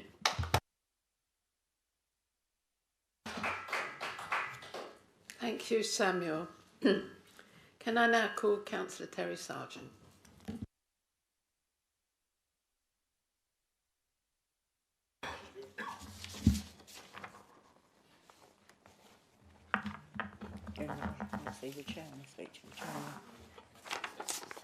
Thank you. Thank you, Chairman. I do not understand why developments of this size seek outline planning permission with all matters reserved except for access and layouts. Outline permission lacks detail, particularly on design, where a full planning application will be far more accountable and show detail. Fewer matters reserved for a later stage. At this stage of the application, how can it be determined if the scheme is well designed if the design is not detailed? Every housing planning application states the council currently cannot demonstrate a 5-year land supply which will make a significant contribution to housing need. But planning permission has been granted for housing developments over the past few years for thousands of homes, although many have yet to be built. This does not make sense. If there is an acute housing need, once permission is granted, homes should be built in a timely manner. This would prevent the need to keep granting more housing applications, leading to concreting over beautiful greenbelt land and urbanising the countryside forever. I object to the planning application, quoting NPPF 4.5, protecting greenbelt land. Local authorities ensure that substantial weight is given to any harm to the green belt in this application. It represents inappropriate development within the green belt. It will cause harm to the green belt openness, conflict with green belt purpose A, relating to the prevention of unrestricted sprawl. Substantial weight is attached to this harm. A Grade 2 listed farmhouse sits on the land. This development will change its rural setting. The significant benefits in 1.14 of the report do not outweigh the substantial harm this proposed development will cause. The development will have access onto the London Road, which is an extremely busy road where hundreds of more homes are yet to be built in the future, with no infrastructure to support it. I ask committee, please listen to the views of the people and hopefully you will reject it. Thank you, Chairman. Yes, of course. Yes. Through you, Chair, and just a minor point to note for members, that the application is for outline planning permission compared to full planning permission isn't in and of itself material planning consideration for you. You consider it on the basis of what's in the outline permission. And also the Speaker's reference to the previous paragraphs of the MPPF, just so you have the up-to-date paragraph, it would be GB6, control of development in the Green Belt. Development in the Green Belt is inappropriate unless it falls within one of the categories in policy GB7. And the content that the Speaker read out is largely the same, but just, again, so you have the up-to-date reference for yourselves. Thank you. Thank you. And thank you, Councillor Terry Sargent. I'll open it up to questions now.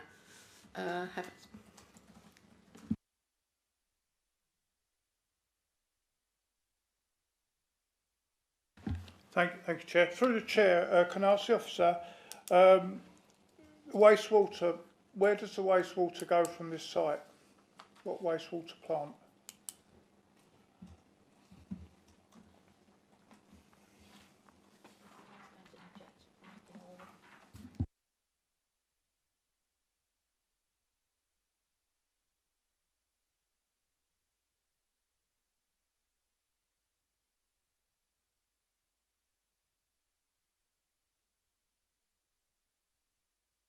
Help you there, Jasbir. I think it goes to the Wickford Water Recycling Centre. Is that correct?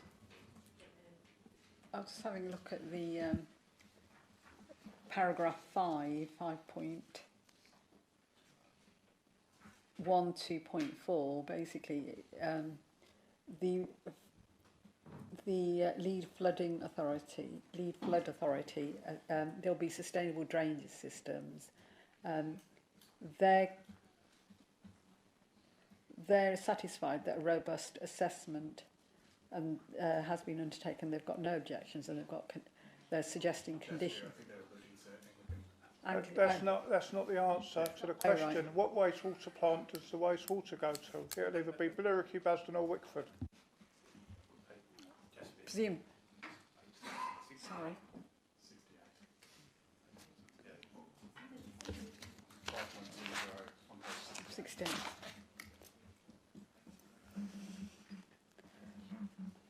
Anglican Water, paragraph 5.20.2.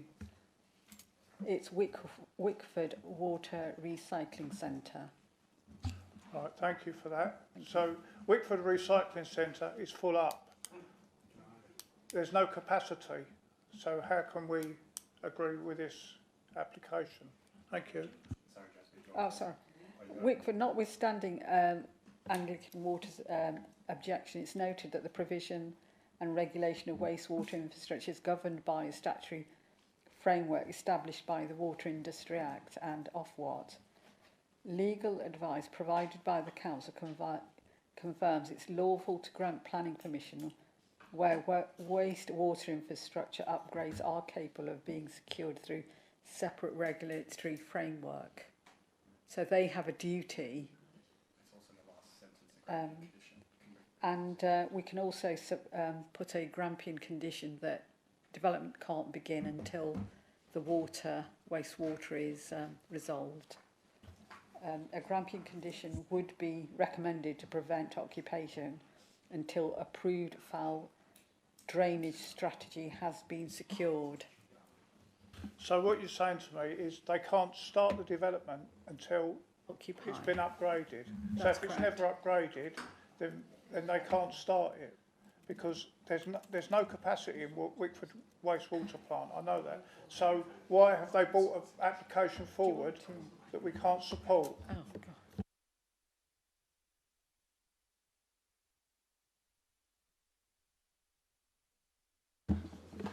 Yeah, sorry. Thanks, Councillor, and through you, Chair. Yes, so the issue with the Wickford Wastewater Recycling Centre is well known. There is a standing objection from Anglian Water because that location is at its current capacity. As Jasbir alluded to, there is a requirement under their own legislation that they allow development to proceed and they have a legal right to connect to that system. The way that we've been dealing with it, and we've had legal advice to this effect, is that we can allow the application to proceed and provided it is approved by members of this committee through applying a gramping condition. And the gramping condition will say that either they need to resolve that with Anglian Water, so Anglian Water upgrade the waste recycling centre, or they can provide an on-site solution. So therefore they've got options to resolve that. Well, they just need to demonstrate to us that that's resolved before they can occupy any of those properties. Okay, thank you for that. Martin. Through you, Chair, just for my own clarification. 2.1.1 talks about the reason the appeal is failure to determine the application within a prescribed period. Why wasn't this determined within the time frame?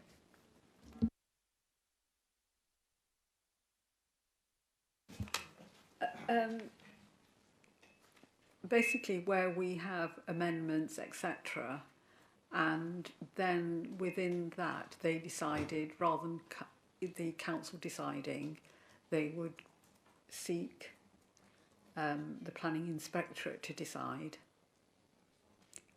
It's often the case that for major applications we will work with the applicants to meet all the criteria, or say there's outstanding ecology or highway evidence, etc., so that it is acceptable to submit to you. But they decided that now they would prefer, they want to go to the planning inspectorate. So this, in front of you, as I said right at the beginning, it's to establish the council's position. So you're not deciding the application, it's the position we take, whether we support the application or the reasons we don't. Thank you. Can I come back on just from my own point of headspace here? You worked with, or we worked with the proposer, bouncing ideas back, yeah, amendments, etc., etc. So we work in collaboration with Sandmore Capital, yes, working in a collaboration, yes, and then they've decided, no, we're going straight to planning inspector, not even coming to planning committee. Right. Okay. Thank you very much. Thank you.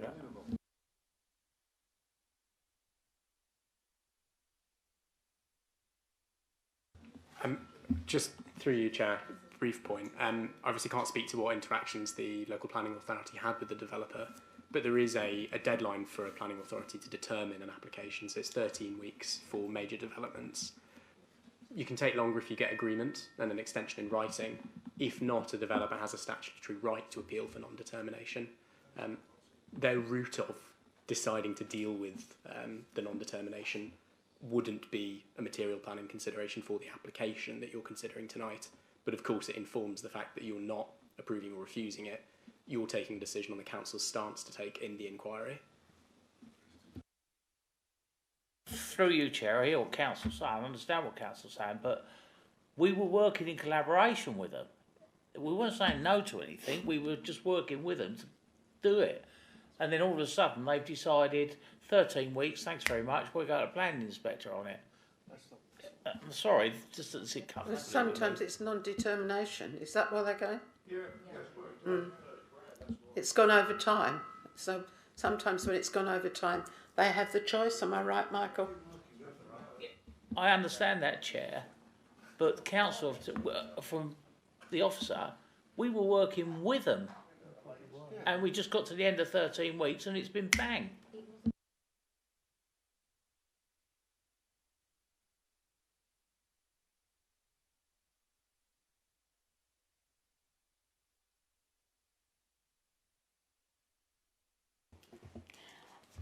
As a council, with major applications, it often takes I don't know how long exactly this application has been going through, but it can take.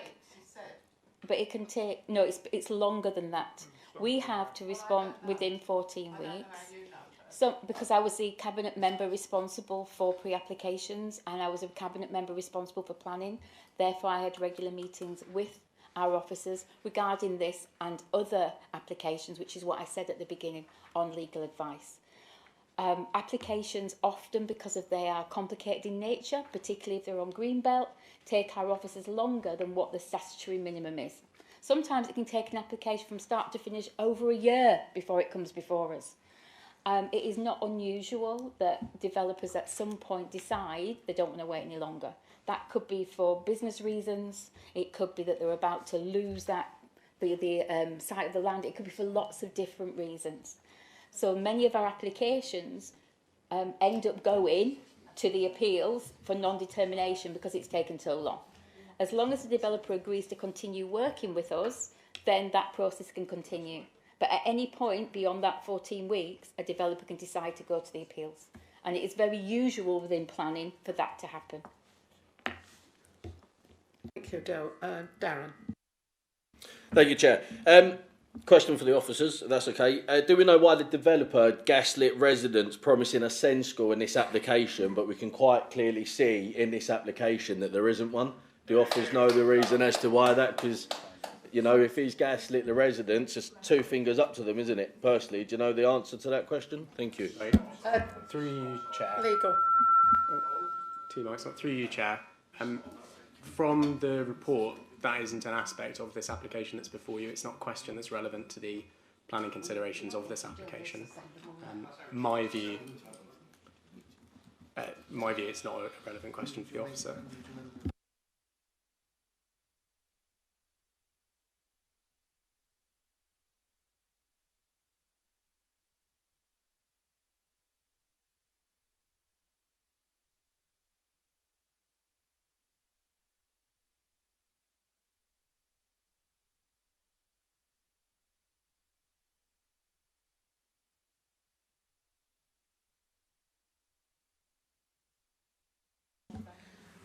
Councillor Journay, please do not comment anything.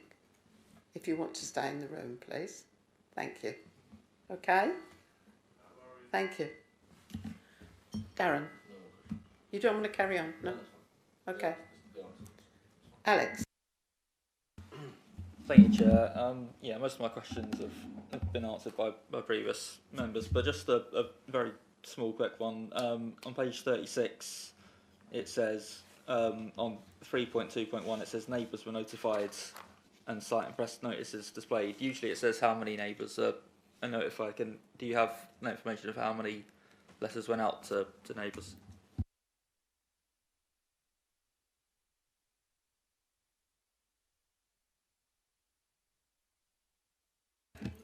I can't confirm that, but we did get 12 letters of objections. A total of 12 letters of objections have been received from neighbouring residents regarding the outline application for 71 dwellings. That's all I can confirm, is that that's what we had. Okay, yeah. If you don't have the information, that's fine. Just usually it's usually within the report, but that's fine. Yeah.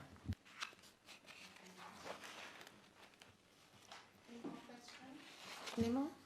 I'd like to make a few comments. So, Chair, Councillor Brown. Pardon? He was just saying that I'd indicated, Chair, and I said it's fine. I'm more than happy to wait until the Chair is able Okay, to. I thought you had a problem. Oh Sorry. no, not at all.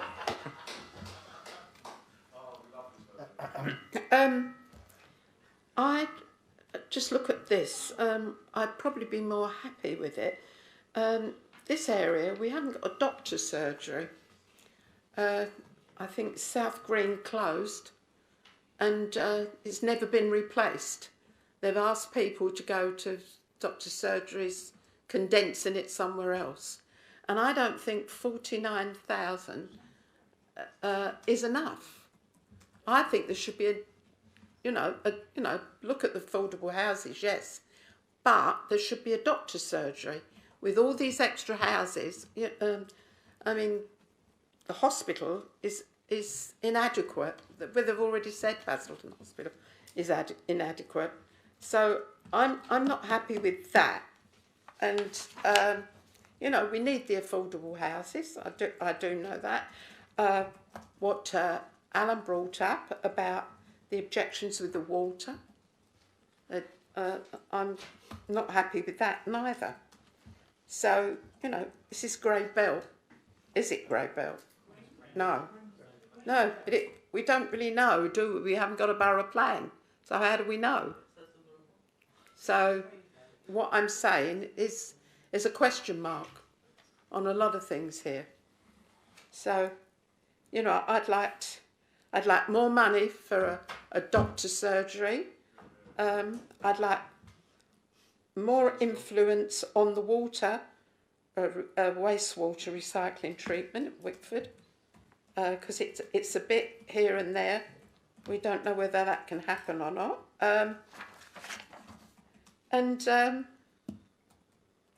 You know, I'd be more happy with those things. I think, Adele, you wanted to speak. Thank you, Chair. I just want to pick something that you were just mentioning there about the health provision and the health provision there. Can officers just confirm that in the report it says that for health, in terms of the ambulance service, but also in the contribution that Mid and South Essex ICS has asked for, that this site will be given as £73,540 towards health, and that's what the contribution is being asked for, and that's what the developer has agreed to. Can we just confirm that, please? Thank you. And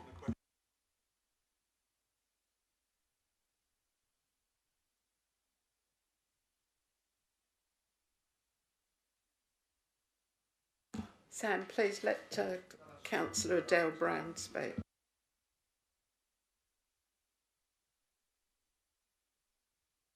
excuse me, monitoring officer, I'm not going to sit here and have someone from the back say I have no intelligence.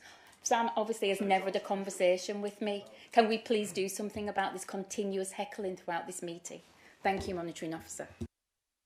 Chairman, through you, there's nothing that the monitoring officer can do within a meeting other than to remind members to abide by the code of conduct and to abide by the rules of the meeting. You, Chair, have the power to ask a member to leave the public gallery if they continue to interrupt, and I have suggested that you do so in the case of Councillor Genet.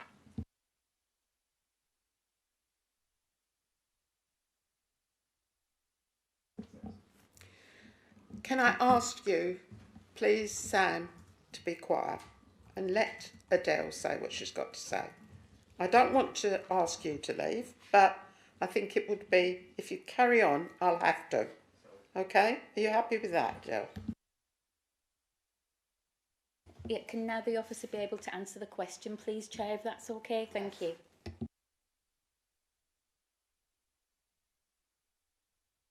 If you refer to page 71, East of England Ambulance Service and the Health Authority, 24,140. Then it's yeah.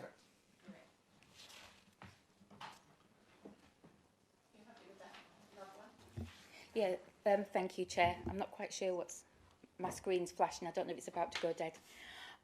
Can we just clarify that we're meeting the that in this instance the best route forward is GB6, not GB7, and that we're meeting those golden rules, that this is grey belt? And can you give me some clarification on that, please? Thank you. It's not grey belt. Sorry.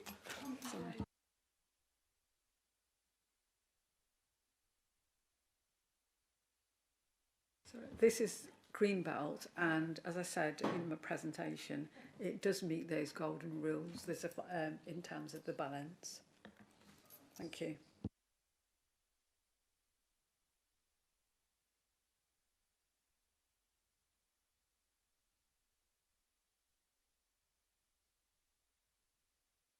Thank you, Chair. I've been probably driving past this my whole life. Someone who has lived in Wickford and went to school in Billericay. So I've I know this site. It's green belt. It's not grey belt. It's part of the barrier between Wickford, Ramsden Bellhouse and Ramsden Crays. In fact, it's not a parished area, but you've had objections from all three: Wickford Town Council, Ramsden Crays Parish Council and Ramsden Bellhouse Parish Council. So it's, as I said, it's part of an area that on the north of the A127 that's not parished. As I said, it's green belt and not grey belt. There's a cumulative problem, as Councillor Sargent said, about houses being built on the London Road. It's the main thoroughfare between Wickford and Billericay via Crays Hill. In my lifetime, there's only been 3 slight improvements to that road. Barleylands was straightened. There's a slight change at South Green past what was the Bursted Plough pub, and just before the Shepherd and Dog, Z Bend has just slightly been made shallower. That's the only improvements in 60 years, and show me age here. And you can't improve the road, and it's the cumulative developments going up there. We've got the Alpha Garden, just in the Wickford area, we've got the Alpha Garden Centre, 200 London Road, areas H20, H21, H27 and H28. Each side of it, the road can't cope, and it's just, and with Wickford Recycling Centre being full up, that's really concerns me. Obviously, it's a recycling centre that I use, so it does concern me for obvious reasons. It's just not feasible to build, and as I said, it just prevents unrestricted sprawl between Wickford and Ramsden Crays and Ramsden Bellhouse. It's just not viable, and as I think it was Councillor Sargent said, there's the old farmhouse on the corner of Jackson's Lane, and it would totally ruin the country view of that as well. It's just not viable. But that's and Walshots Road is just like Potash Road in Billericay is the barrier for Billericay. Walshots Road is the barrier for Wickford. And although it's got a Billericay postcode, the doctor's surgery they'd use would be Market Road and Swanwood in Wickford, because they're the nearest ones, and they're full up as well. And as the chair said, if you go the other way, South Green's gone now, so there is a real issue with it, and I cannot support it. Thank you. Darren. Thank you, Chair. I definitely won't be supporting this application this evening. The fact that the developers of gaslit the residents saying that there was going to be a SEND school within the planning application, and it comes to planning there isn't one, well, that's 2 fingers up to the residents, isn't it? So I definitely will not be supporting that. As well as the officer said, it is very much Greenbelt. So why this has even come to planning, I have no idea. This should have been chucked out the minute it was on Greenbelt. I think this is ridiculous, and yeah, I will definitely not be supporting this application tonight. Thank you. Thank you, Darren. Any more? Anybody else? Yeah, so to be clear, the officer has advised that it meets the golden rules, GB8, completely. We've gone through... Thank you, Councillor Sargent. So you've confirmed that it does meet GB8 completely. It fulfills the golden rules. Therefore, it meets the test to be able for an application to come forward. We've gone through some of the issues when we're talking about Angular Water. Yes, there is an issue there with that water plant. Yes, the Angular Water has not invested in the way it should have done. But as a planning application, the law states that we can put a grampian on that. They cannot occupy any homes until that has been resolved. And the law says that we can't stop an application going forward as long as that we have done the grampian and that is in place. So although there are concerns about whether or not a future that water supply can be recycled in the way that it needs to be, we can only put on conditions that can be reasonably met, and that the Grampian solution is the legal solution for this to be able to go forward. When it comes to health, we know across our borough that some people face real challenges trying to get the healthcare they need. The healthcare here provision within the Section 106 money is being fully met for what the health authority here has asked for. I understand. I'm just going to wait for a moment. Yes, Miss Brown. You're not working in the school no more. Yeah, but I don't need to put up with rudeness anywhere, thank you. Carry on, Adele, just ignore him. We also need to consider, yes, there is health provision. We all know we've got some difficulties. But we have to remember GPs are private businesses. They get to decide where they go and how they go. The only people that can direct that is the health authority. And the health authority has said, in order to meet the health needs of this development, this is how much money we need to ensure that happens. And the developer is, as part of the Section 106 money, has to pay that.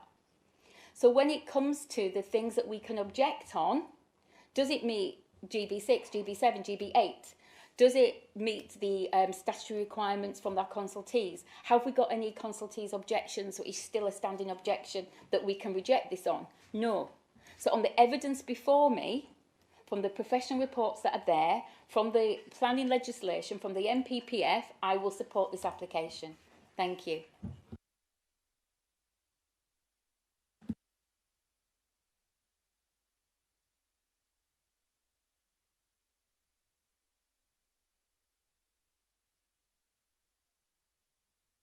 Monitoring officer, I'm going to need for you to do something about this. He has just said that I've had a few quid as well. A few quid from who? What are you accusing me of, Councillor Janae? He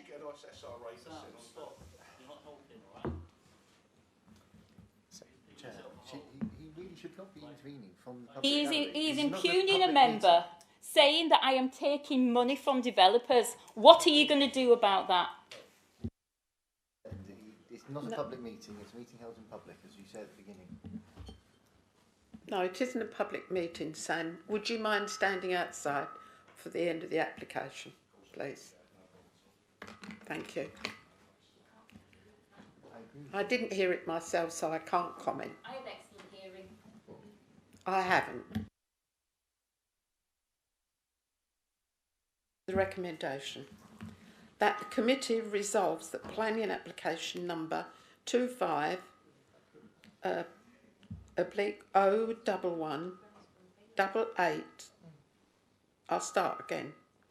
That the committee resolves that planning application number 25/01188 out granted outline planning permission subject to the completion of a 106 agreement as set out in section 6.0 and subject to conditions set out at the end of the report with any amendments that might be necessary up to the issue of the decision notice. All those in favour, please show.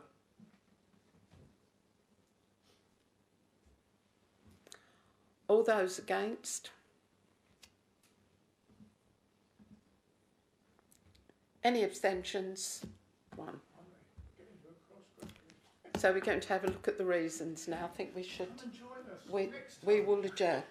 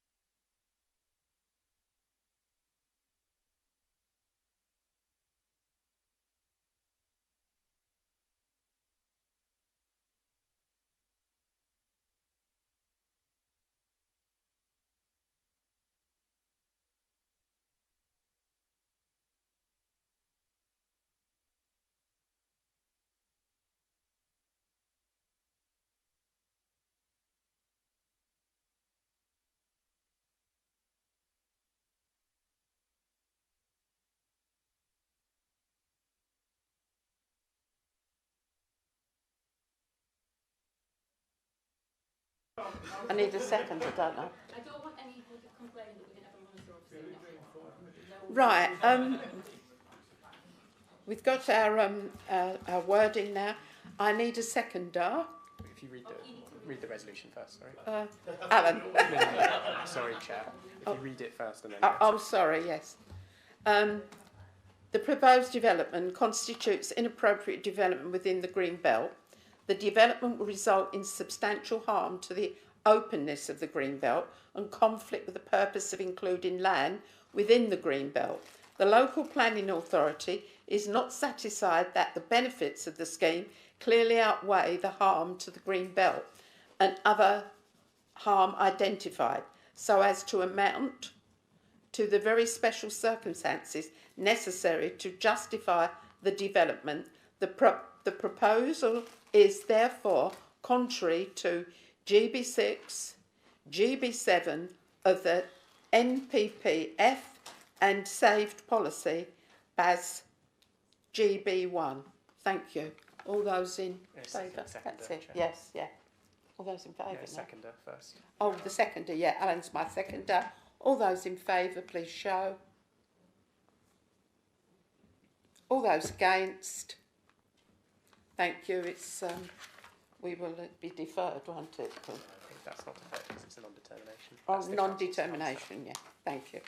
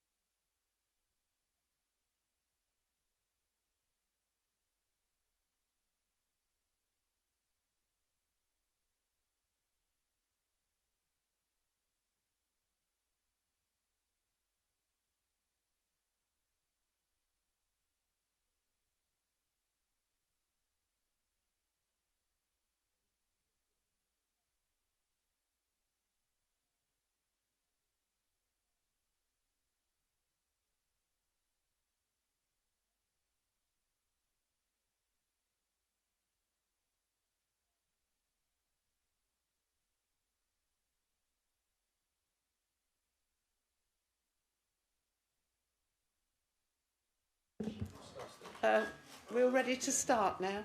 Thank you. At the back. One meeting. Thank you. Item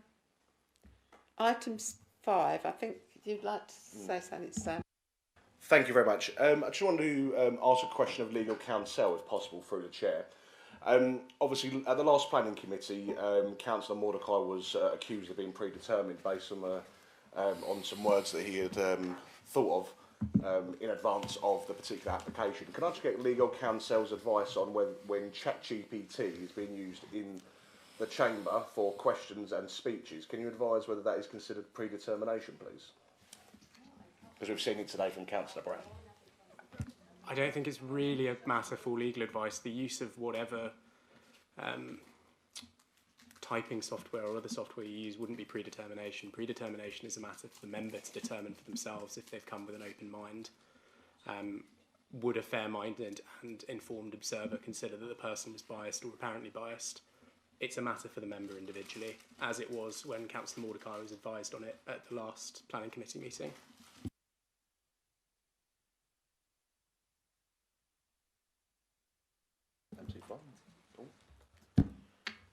Item 5, planning application number 2600002 S106C, deed of variation to or 106 legal agreement accompanying previously approved planning permission 12009514 to vary the terms of the hybrid application in terms of bus service contribution purposes as set out in Schedule 4 of the original agreement on land south of Dunton Road, Dunton, Basildon, Essex.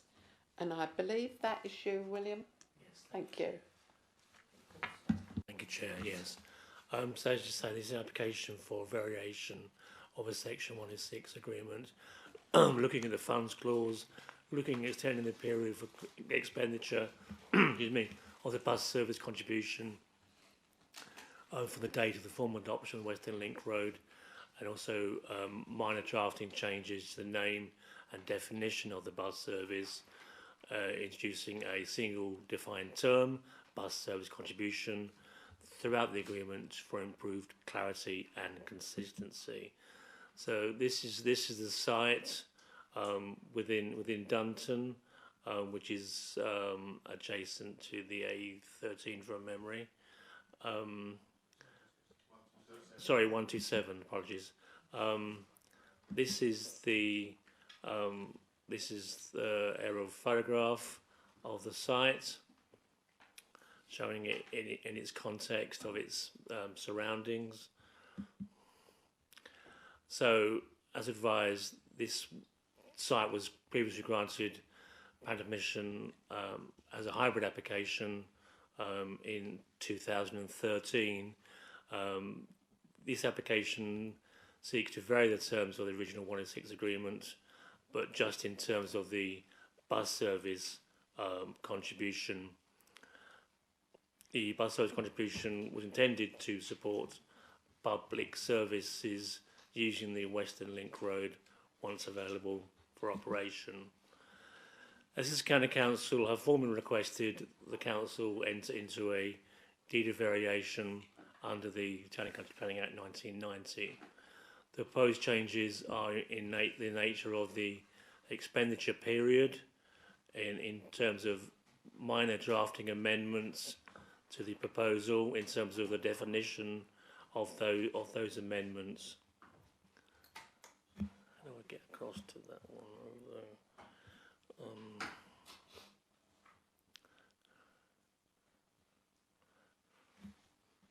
Any idea? It's not working. No, how do I get across further? Press on it. Press on the screen.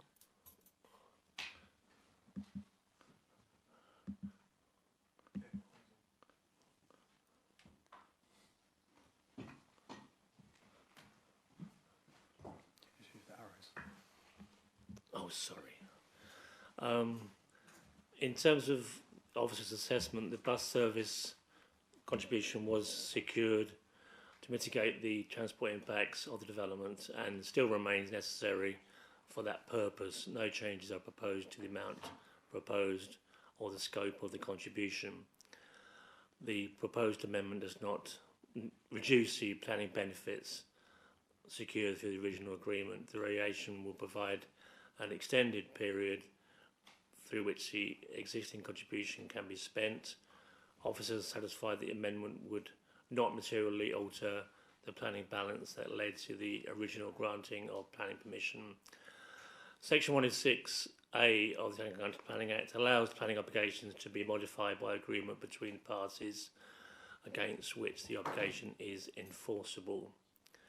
Essex County Council has confirmed that the proposed variation has been agreed in principle with the developer and is therefore capable of being progressed by way of a deed of variation.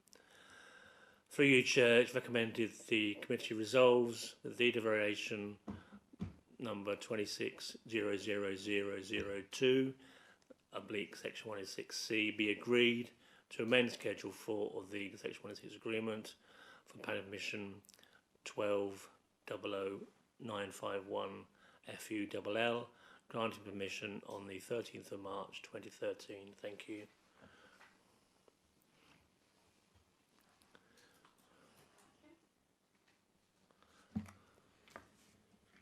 I think we have one speaker on that, which I think is Kevin. Thank you. Just on this, and I know this one, because I can't ask questions. Obviously, I can only make a statement on this. But I've tried to do this process through the having quiet word with officers over years. I find it unbelievable that we've got a permission coming forward now from something back in 2013 for a bus service.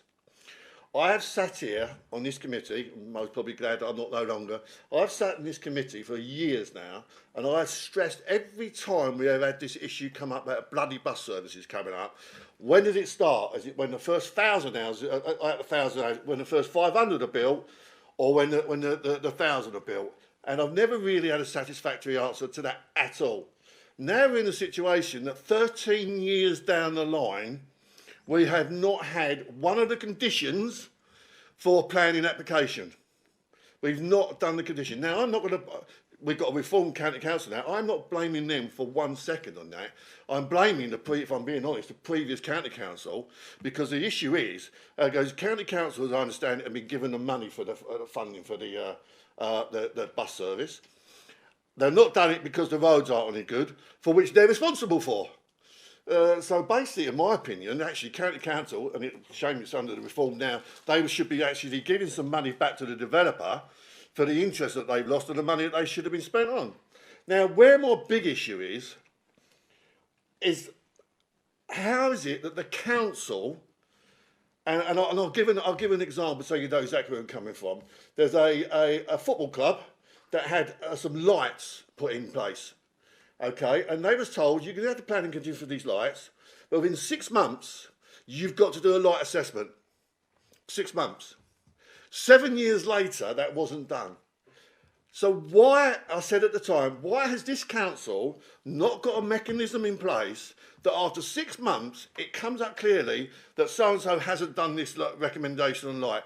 Or in this particular case, why hasn't it been noted by planning or enforcement or whatever you want to do from Basildon Council that they are in breach of a planning condition, which is what they are. They are in breach. I've sat here many times that saying about all these bus services that we all say, if you pass this, we're going to do this for the bus service. It's a sweetener. I've said that time and time again. It is a sweetener, and I don't believe half of it, and I've always said that. We're in a situation now, 13 years down the road, we as a council are not asked to enforce this situation, or we're not being aware of it. If we had been, then we've been slacking. So I just don't understand the position that we are in as a council. I think it's a failing of us, and I hope it can be corrected, but it just seems ridiculous that we have not got a mechanism in place that tells us somebody is in breach of their planning condition. Thank you, Kevin. Anybody else? Alan. Yeah, through the chair, I'll ask the question then. Was there a trigger for this money to be spent on the amount of houses that were? So I'll ask Councillor Blake's question. Thanks, Councillor Ball, and through yourself, the chair. Yeah, so as clearly outlined within the report, ECC had up to 10 years to spend the contributions that was given to them. They couldn't deliver on that within the 10 years because of the challenges that they've outlined within the road, and therefore it couldn't be adopted, and therefore they couldn't spend the money. So the application is before us tonight is to allow an extension to that time period from 10 to 15 years. Yeah, it still doesn't answer that. Was there a trigger? Because as Councillor Blake says, normally, and he's more experienced at this than me, that normally they say after so many are completed, after so many dwellings are lived in, after so many dwellings are sold, then the money has to be spent. But it doesn't seem like that was the case. I mean, obviously, the way I understand it, the link road to the Ford Dunton is the link road that should have been there. Is that right? So when is it going to be built? And I hope we're not going to lose the money if we agree to an extension. Yeah, so I'll touch on a few points there, Councillor. So yeah, the money has already been paid to Essex County Council, so they already have the financial contribution. It's just the ability for them to spend it because the link road had some cracks within it, as they clearly state, and therefore they couldn't use those financial contributions towards the bus service because they couldn't have a bus service on an unadopted road. In terms of the trigger is outlined within the conditions of the previous proposal, and that's not up for consideration again tonight, but there are triggers, and the council does have compliance officers that go out and look to see if applicants are complying with those conditions of consent, where we're the relevant authority to do so. Thank you. I might be wrong on this, Michael, but I think it was the first 100 houses that were built that could trigger that off. I think I'm right there, aren't I, Kevin? Yeah, it was the first 100 houses. And since they've started building, there's not been a bus service. They cancelled the bus service. So there's no bus service along Dunton. And that was one of the reasons the planning officer gave them their planning permission, because it was, to have a bus service. We haven't got one, but it's the first 100 houses, I believe. Thank you.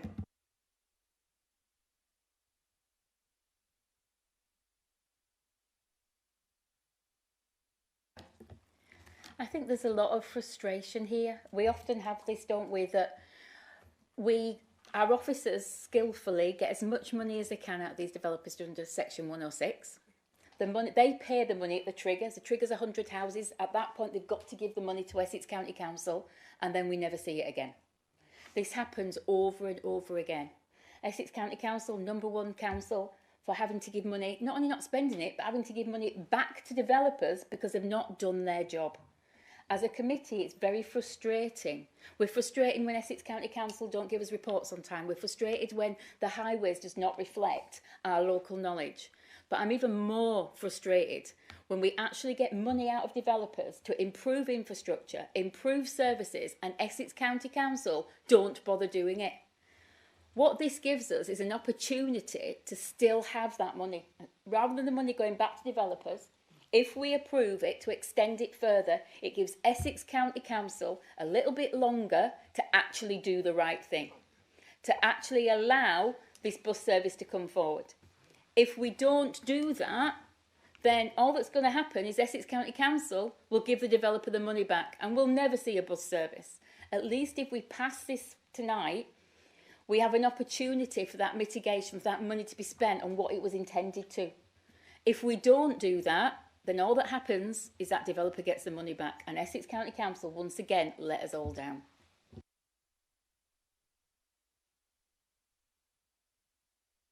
Thank you. And just in regards to the actual amount that we would maybe have to give back if we didn't approve this tonight, what is the specific number, please? It's contained within the original Section 106 agreement. I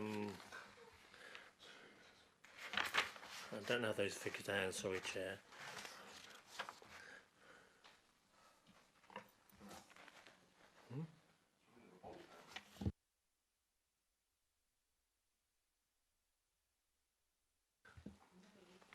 yeah, it's ECC's money rather than our money.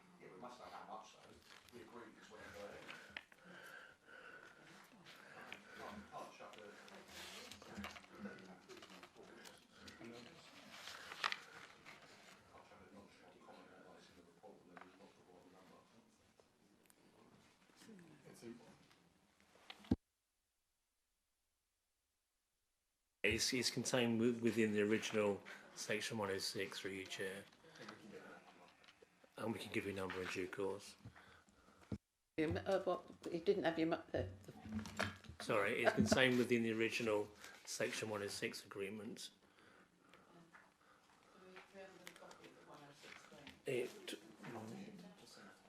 Not to hand, Chair, no.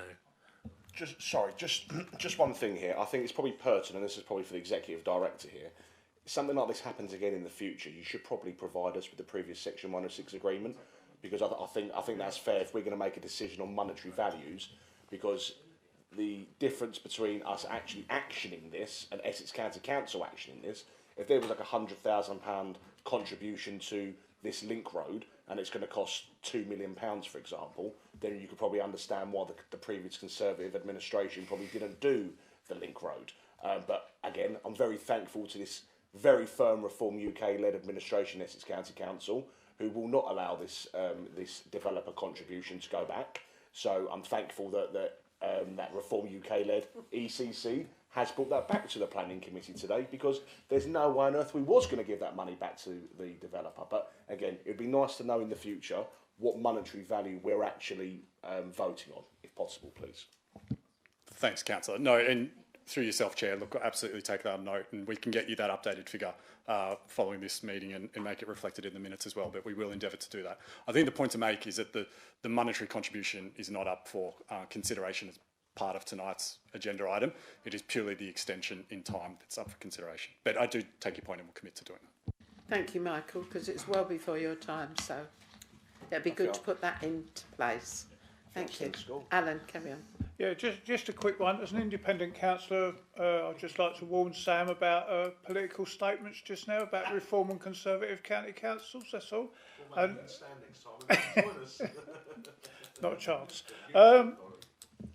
The other thing is, surely if the trigger was 100 houses that the chair said, then there 100 dwellings, yeah. Then it looks like it was for 271, so surely they're in breach of planning.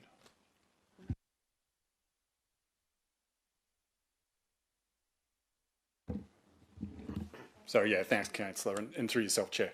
I outlined within the report is that the reason why Essex County Council couldn't spend the monies and meet their obligations under that Section 106 is because of severe structural challenges with the actual road, and therefore they needed to wait for those to be resolved before they could spend the contributions. So, you know, there's a justifiable reason there why they couldn't meet that condition and couldn't spend the money. Yeah, but the roads and the buses are both council. It's them, isn't it? It's county council. It just don't make sense to me. We waited all this time for something. I mean, no, I don't suppose anyone on the committee is going to vote against this, but it just doesn't seem right to me.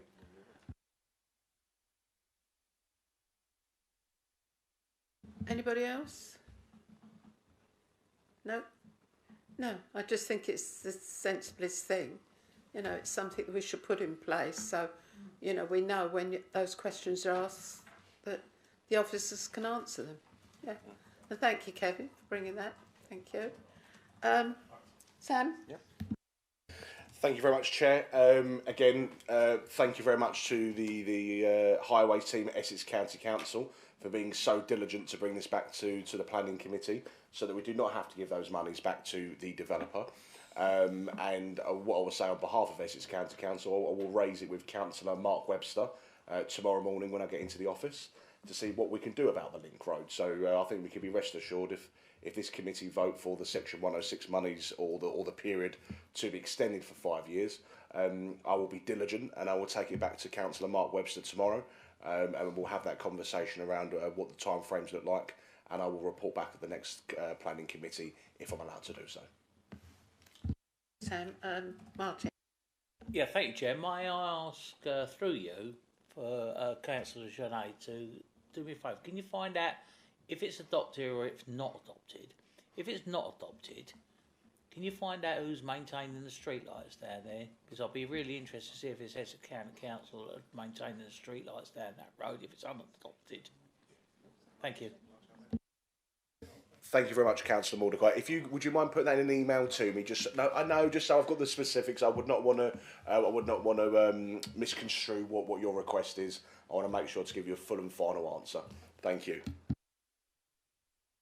Thank you. If there's no more questions now, sorry. Thanks, Chair. Can I just ask the officers, is this road adopted? Just to save Councillor Genet having to go to Essex County Council. Adopted, yeah. No, it's not adopted yet, Councillor. Thank you.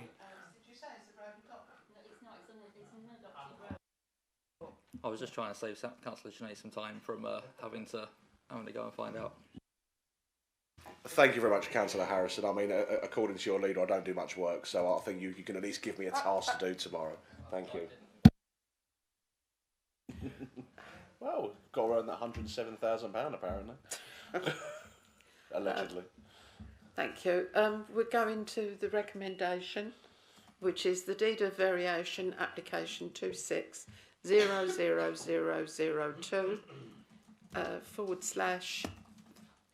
/ S106 agreement be agreed to amend Schedule 4 of the Section 106 Agreement for Planning Permission 1200951 full to seek minor changes to the interpretation of the bus service contribution purposes. All those in favour, please show. Thank you very much. I think that's unanimous, so we don't have to have any more votes. Thank you.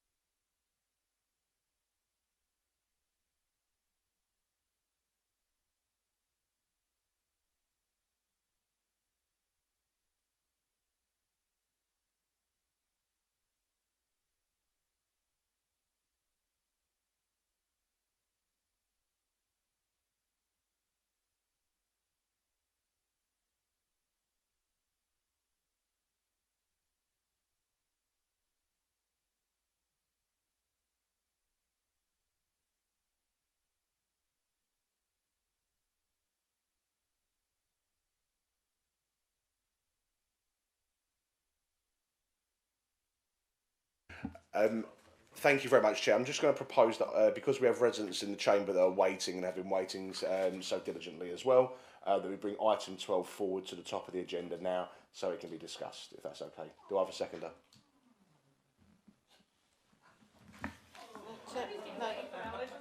Terry's going to speak on this one. Oh.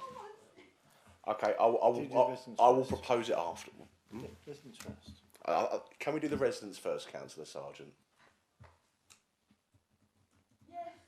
Thank you. Do I have a seconder? Darren, thank you very much for seconding. Are we all in agreement, item 12 to come to the top? We'll take that as a yes, thank you.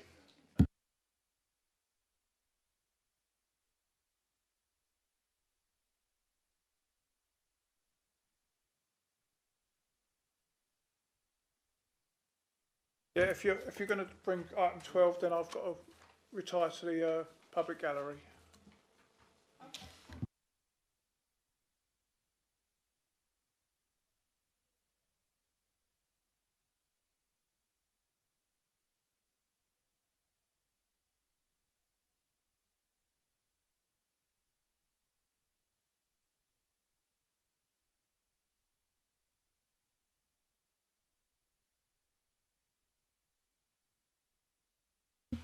Through you, Chair, this is a deferred item from the previous meeting, so only councillors that were here at the previous meeting can vote on it. It's effectively it's confirmation of the refusal. Okay, yeah, I'm with you.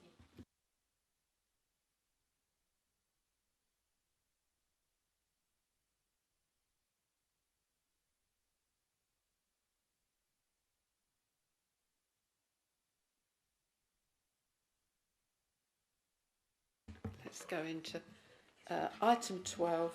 We're bringing this one forward for the residents.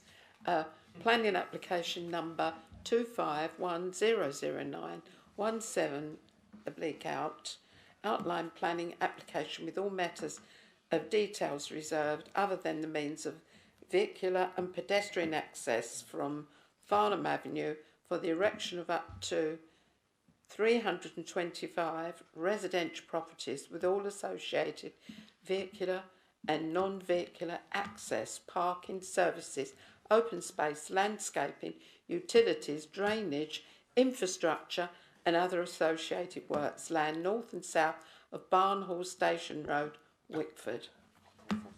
I think that's you, Jasper, is it?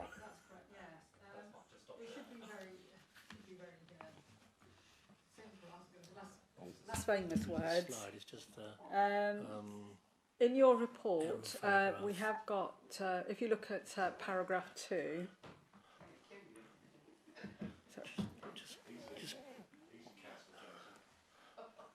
next one. Just move across. Move across. That's it. That's the one. Yeah. Yeah. And that will be reported again. that's all we've got. That's all. Yeah. There's an location plan as well. We don't need that. We don't need that. We just need the wording. If we could.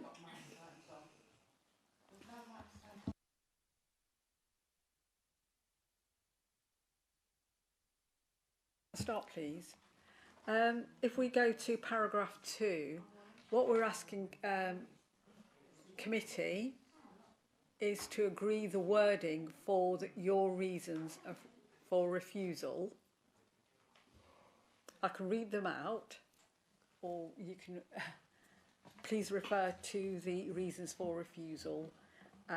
It's for you to basically, we're reporting back what you read out, and these are the finalised wording. Thank you.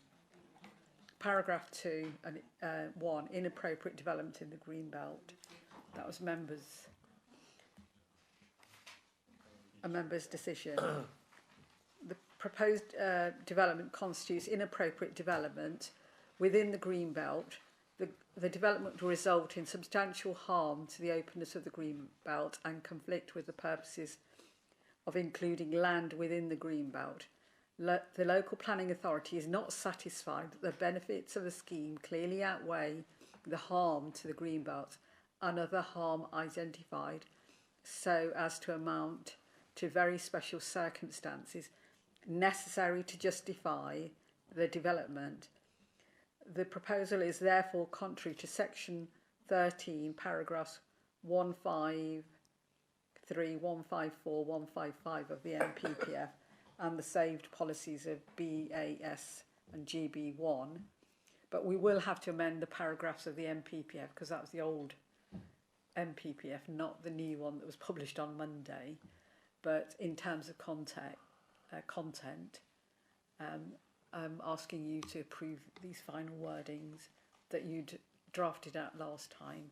And these are the final ones we're officers are suggesting to you. Thank you.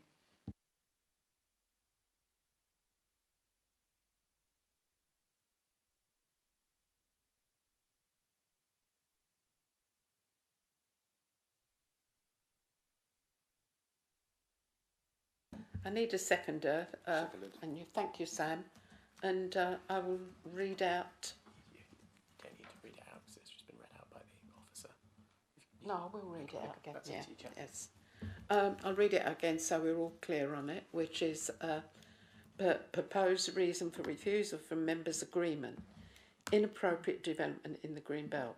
The proposed development constitutes inappropriate development within the Green Belt. The development would result in a substantial harm to the openness of the Green Belt and conflict with the purposes of including land within the Green Belt. The local planning authority is not satisfied that the benefits of the scheme clearly outweigh the harm to the Green Belt and other harm identified so as to amount to the very special circumstances necessary to justify the development.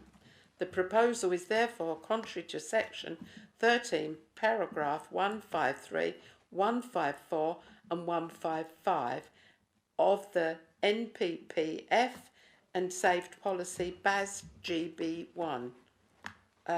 All those in favour, please show, please. Thank you. Any abstentions? All those against? Adele, did you want to vote? They can't vote. Oh, no, of course, no, sorry. Okay. So that is refused. Thank you. So, I do apologise, Chair. When I was when I was proposing previously to bring an agenda item forward, I moved forward the wrong agenda item. So I did. So my apologies. Hopefully someone will second me on this to bring agenda item 11 forward. Okay, we'll do it. It's the same length as the previous one. it's only, can I just say, Councillor Sargent, it's very small. It's very small. Okay, very small. Yeah. I'll buy you. Okay, how about this? How about we turn the aircon off?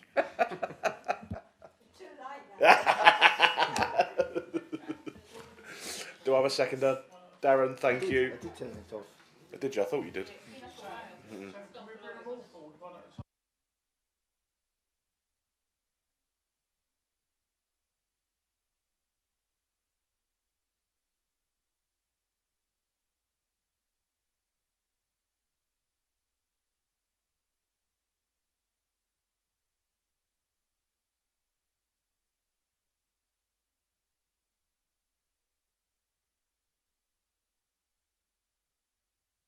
It's getting late. Outline application with all matters reserved except access onto Langdon Road for the erection of up to 420 homes, including up to 500 square metres of non-residential floor space, new vehicular access off Langdon Road, new pedestrian and cycle links together with car parking, landscaping, green infrastructure, surface water, drainage, basins and associated work land off London Road, Billericay. Through you, Chair, just as again with the previous item, because this is a deferred one, it's only members that were at the previous committee that will be able to vote on it. Thanks.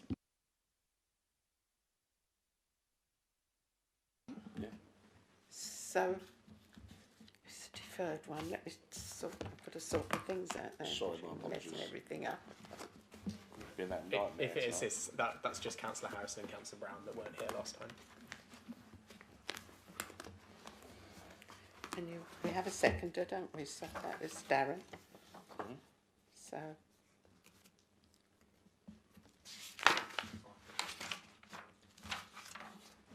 So, Chair, we just need to go to the office.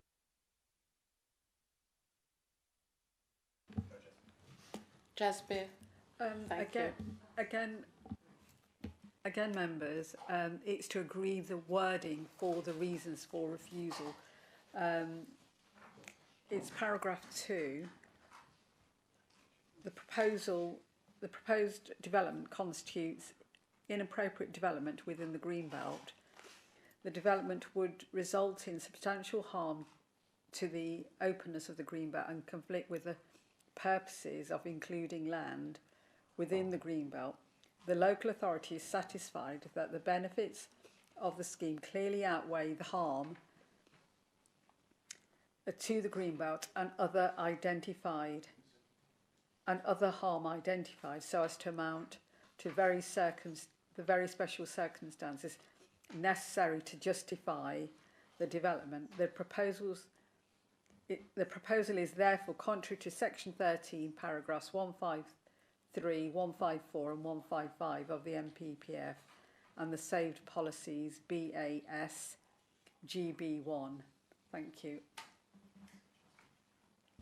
Just through you, Chair, as the officer mentioned on the previous resolution, the policy paragraphs within the reasons for refusal would need to be changed to reflect the new NPPF. Substantively the same contents in GB6, GB7 and GB8 as was in 153, 154 and 155. Thank you.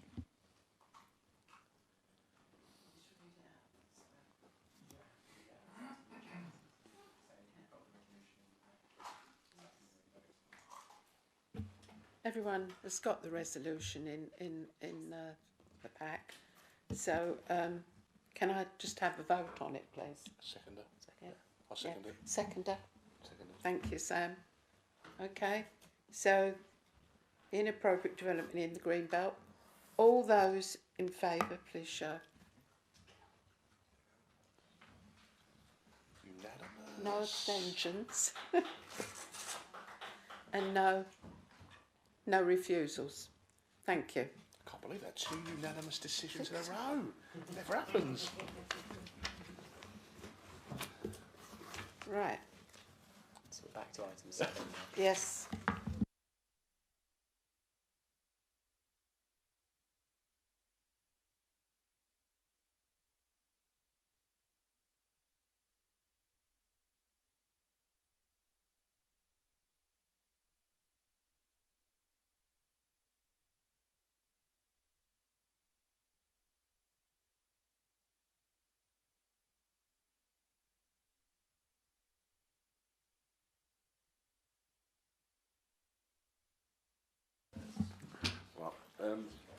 Chair, I'm just recusing myself from item 7. Thank you. Go for a walk. Go for a walk. That's right, I won't sit in the public gallery this time. I'll be a good boy. All right. Can we now go to item 7? Sorry if we've messed this agenda up for everybody. Anybody that wishes to leave can leave. Planning application number 25/01190 outline planning applications with all matters reserved except for access and layout for up to 56 residential dwellings, 50% affordable, surface water drainage basin, new vehicular and pedestrian access from London Road and all associated infrastructure and land to the south of London Road, Grace Hill. I think, is that you again, Jasper? Yes. Yes, thank you. If I just go through the some of the slides of the presentation. First of all, the location plan. This is the red line boundary within the site that's identified to be developed. This is a suggested layout, indicative layout. The application is for all matters reserved except for access and layout. It's for 56 residential dwellings with 50% affordable. I do also want to make a correction. The site area is 6.9 hectares, not what the report says. I think that says something smaller. In terms of the aerial photograph, that's the location of the site. As you can see, there's industrial development opposite on 2 sides, and it's a green field on London Road, the A129. This is what the access looks like currently. These are the 106 contributions that have been negotiated from the developer. So it's 50% affordable homes, that's 28 dwellings, a reduction to 30-mile-an-hour speed limit along this part of London Road, shared footway and cycle facility, 30-year maintenance monitoring the biodiversity net gain plan, and monetary contributions for healthcare, 35,000, open space, indoor, outdoor space, 96,000, employment and skills, 16,800, bus services enhancement, 162,000, they'll be index linked, and health and wellbeing delivery pilot, 9,520. So altogether, 320,312.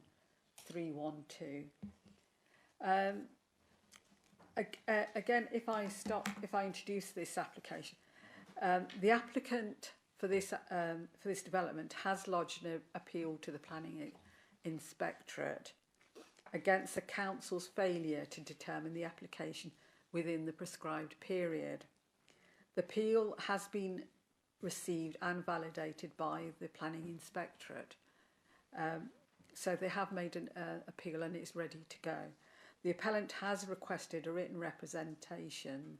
Accordingly, the council is now required to determine the position it wishes to advance in relation to that appeal. As a part of the appeal process, the council in its capacity as a local authority is required to formally indicate how it would determine the application had the appeal not been lodged. Members are therefore required, would they support the officer recommendation to grant permission as set out in this committee, or whether to consider that the planning permission should be refused. So it's either we discuss the report and the findings, or you can decide make your own decision. If I give you some background, the application seeks outline planning permission for 56 dwellings, together with open space and sustainable drainage, landscaping, new vehicular access from London Road. The site is within the green belt, and therefore the principal issue is whether the development is acceptable in green belt terms, and if not, whether very special circumstances exist to justify the development. The proposal does not constitute grey belt development.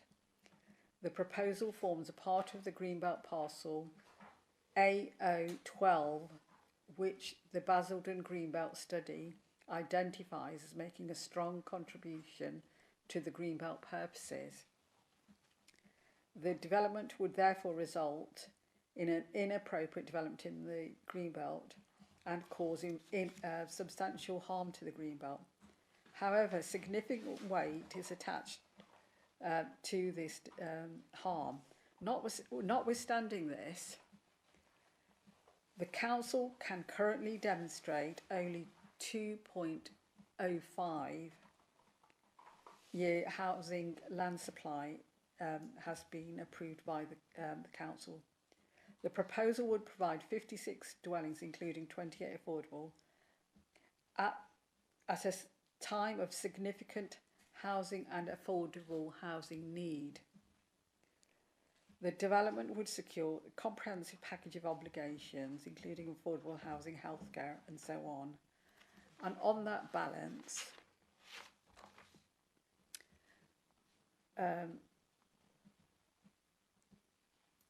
is the planning balance I've put in front of you. The proposal is considered acceptable in respect of highway safety, flood risk, drainage, ecology, biodiversity, net gain, design, heritage, residential amenity, sustainability and infrastructure provision. The consultees, including Highway Authority, Lead Flood Authority, Historic Environment Advisors, raised no objection subject to planning conditions and planning obligations.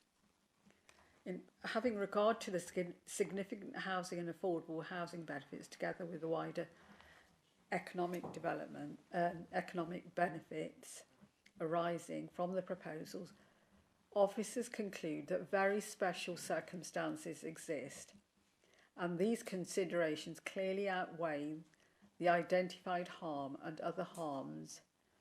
Planning permission is therefore recommended for approval, subject to the completion of the Section 106 and the imposition of the planning conditions recommended in the report. Thank you. Thank you, Jasbir. I have one person with this, which is Councillor Terry Sargent. Thank you, Terry, for allowing us to do the two others. Thank you.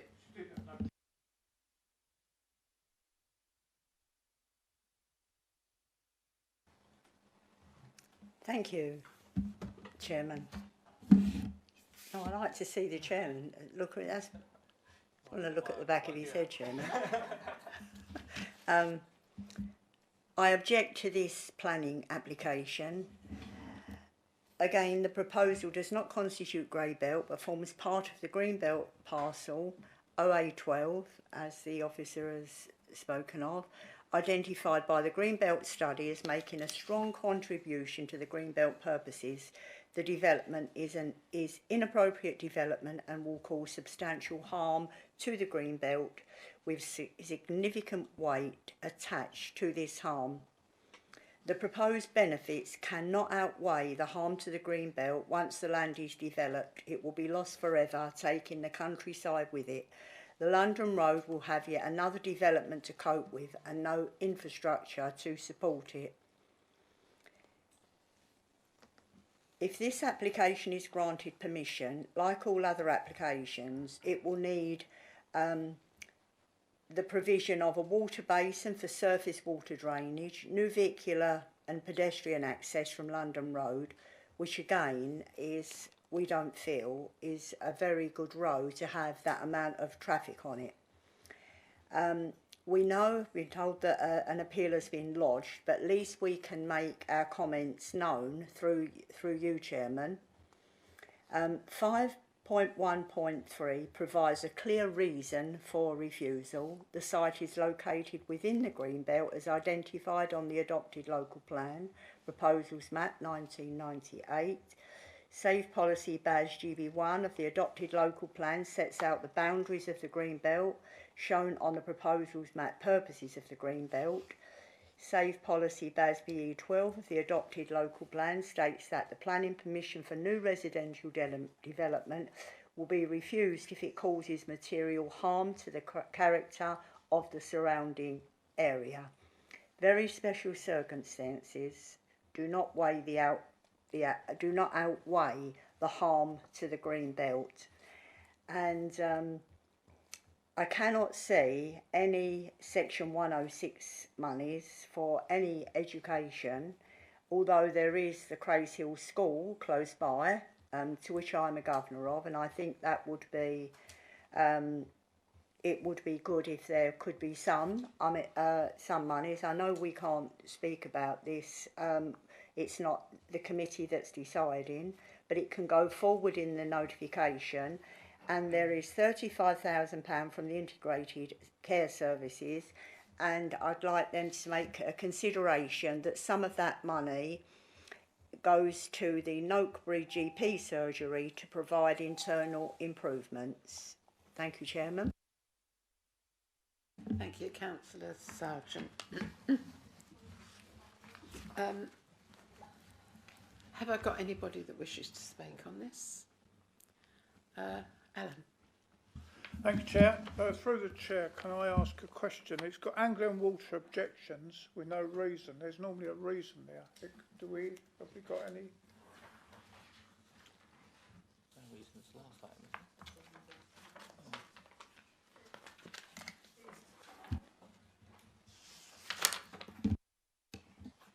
It is the same objection that they have, that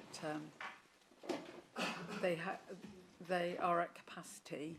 Yeah, so it's wastewater again. So this one again is going to the Wickford wastewater infrastructure. Yeah.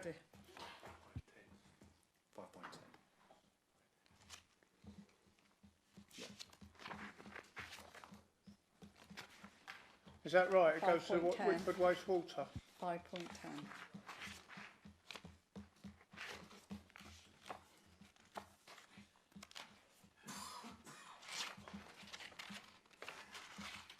Access.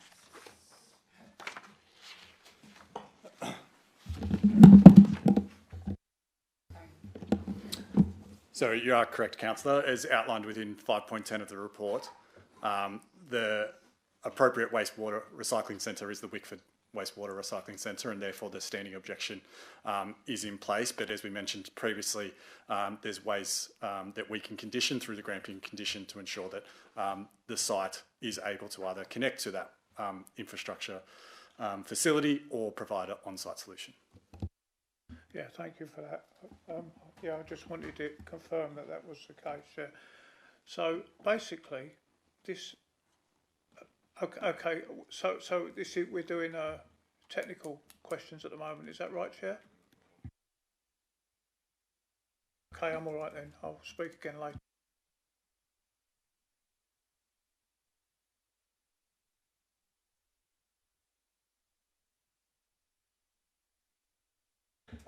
Yeah, through you, Chair. You talk about a 30-mile-an-hour speed limit being pushed back. Yeah. So where's the 40 going to start from where it currently is?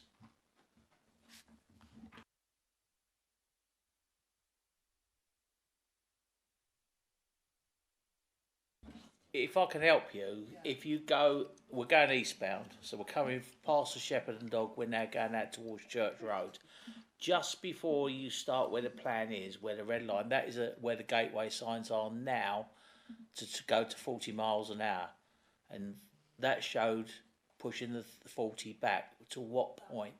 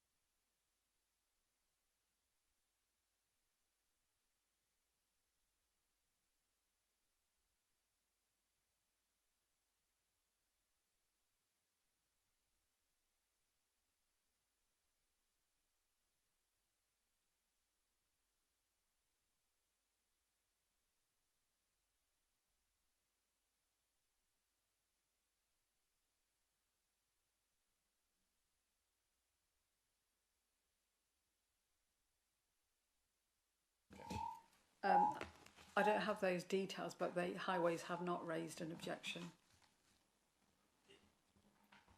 Through you, Chair. I appreciate that, but at that moment, where the gateway and commencement signs now for 40 mile an hour, when you put up the slide, it says is going to make that section 30 miles an hour. So you push That's it's correct, a gateway signs going to be pushed back nearer towards Church Road, and then it becomes 40.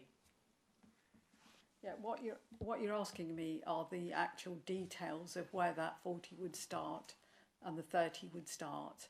I don't have the details, but in terms of what they do say, they will reduce it. So reduction of 30 miles along this part of London Road, that's the information they've provided, but they would have to serve the TROs, the Transport Road Orders, to actually identify exactly where they would begin and finish. But the 30,000 is to the non-monetary figures. That's what that would be for. Through you, Chair. So at the moment, with what you put up, and I appreciate, thank you very much for your answer. Yeah. We don't know if they're going to scrap the 40 completely, so make the whole road 30, yeah, or they're going to just push the 40 back on an approach to a junction at Church Road. So you come through 30 mile an hour, go past the development, and then we increase our speed to 40 on the approach to a junction at Church Road. We don't know that because Highways haven't given us an answer. That's correct. Thank you very much. I think it's Adele. I indicate yes. Yes. Thank you, Chair. I feel like I'm just constantly repeating myself tonight, but we'll go through it again. So this site,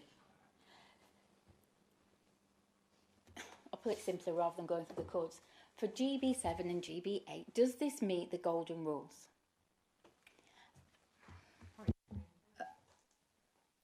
Yes, Chair. Through you, Chair. I did show you in one of my in the last slide the planning balance, the number of positives that this development would provide, a lot against the number of negatives.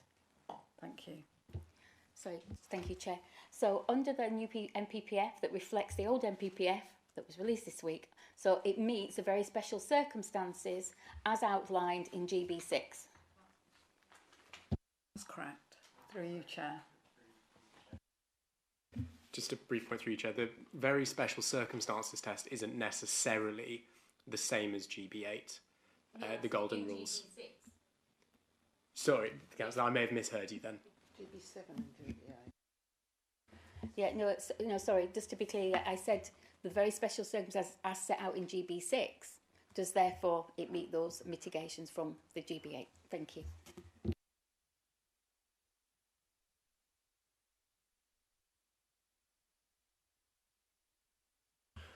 Thank you, Chair. Basically, it's the same as the one with the 71 homes on the other side of the road. This is effectively going to join Wickford and Crays Hill, so it's coalescence. Again, it's cumulative development on the London Road, which I've explained. I've used all my life, and it's not changed. It's green belt, not grey belt. I mean, I could repeat what I said earlier, and as I said, I confirm that it's the Wickford waste recycling plant, which is alarming. So they can't start building anyway. So why are we even bringing it to committee? I don't know why we're even bringing it to committee, but I can't. Just like the other one, I can't support it. And for once, I agree with everything Councillor Sargent said. There's a first for you. But no, I just can't. Everything I said for 250118 out. For the 71 homes, this is exactly the same, just on the other side of the road. So I won't be supporting it. Thank you, Alan. Anybody else wish to speak? Adele. Thank you, Chair. I just want some clarification on something. The report says that, you know, following on from Councillor Sargent's point, that there's a strong contribution to Purpose P, that this would be coalescence between Billericay and Wickford. I don't think from the report that we've had enough information about the adverse effect of that and the how that impacts on whether or not we have enough from A, B and D in order to be able to not take on board the strength of the argument for B under coalitions. Does that make sense? Just to my head. If I can start. This application is being determined by the Planning Inspectorate, so it is a view that we can put forward should members be minded to take a different opinion from officers. Because, so, Chair, we're being asked tonight to say what we would have said if this came before us, and I think that coalescence point is something that we need to explore. But obviously it's fine on A and D, it's just B.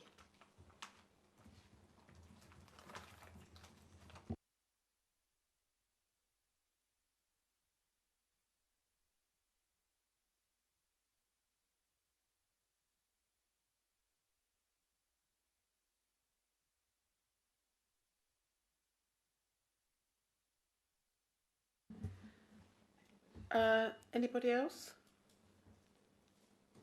like to speak on it? Did you want to say something? No, okay. I'd just like to make a contribution. Going back to what you said, Martin, about the 30-mile-an-hour limit on part of the road, and I think the whole road should be a 30-mile-per-hour limit, especially to do with the houses that have already been passed along there. So, you know, this 40 is too much, because it brings, I think, we don't exactly know where it goes into 40 miles an hour, like you said. So, you know, we'll have to sort of guess. But, so I'm not happy with that. And again, I think what you mentioned, Alan, about the water recycling centre in Wickford, there's no permanent answers on that, really. It's mostly hearsay what they're going to do. Are they going to do it? Yeah. So you know, I'm not really happy with this application. So, is there anyone else wishing to speak on it? Yeah, quickly. I just need to be clear, and I don't think I expressed it very well earlier. So if we're saying that in terms of B, it strongly contributes, what mitigations, what strengths are you saying outweigh that noticed and noted within the report issue around coalescence, and that it does strongly meet and help contribute to B of the green belt? What are we saying from the report? What is the strongest argument for this application outweighing that noted harm? Can we get the list up again so that members are all clear what it is you're asking us to weigh up? Thank you.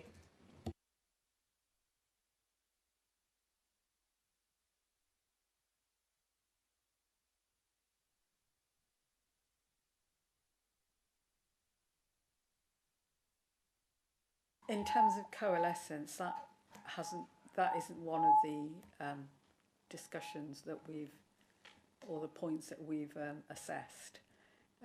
We've given great weight to the provision of housing. As I said earlier, if that was a comment or a point for a reason for refusal, you know, should you not want to support it, you are entitled to make that point.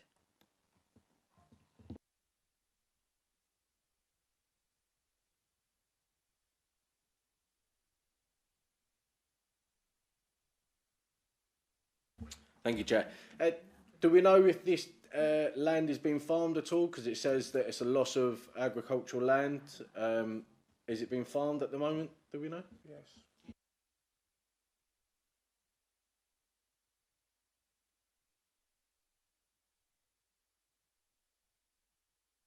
On the aerial photographs, it looks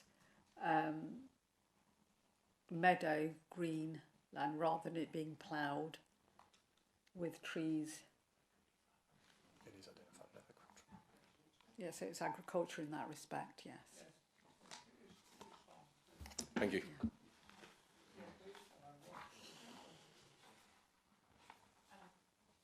Thank you. Yeah, I can confirm it is. It might be even fallowed this year, but it is current farmland, just like the other one.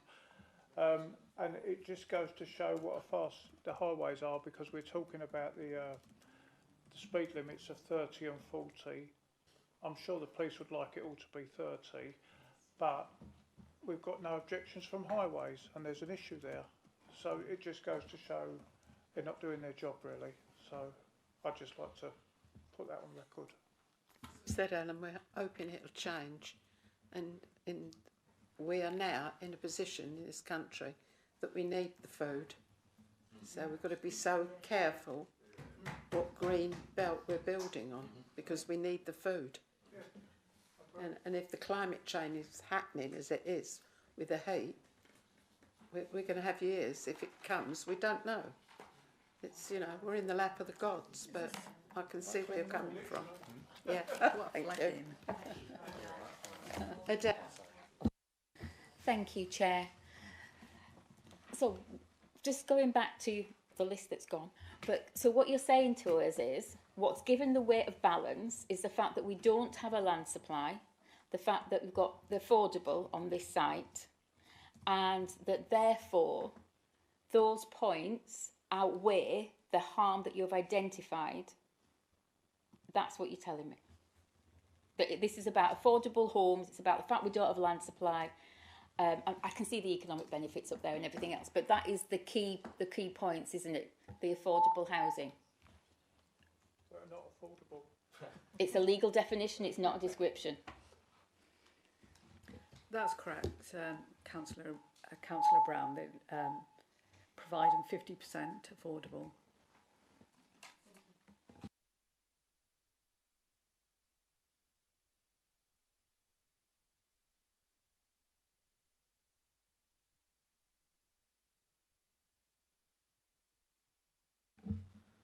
Well, I think we're going to the recommendation. That planning application number 2501190 out be granted outline planning permission subject to the completion of a 106 agreement as set out in section 6.0 and the subject to the conditions set out at the end of the report with any amendments that might be necessary up to the issues of the decision notice. All those in favour, please show. Thank you. Any abstentions? Okay. All those against?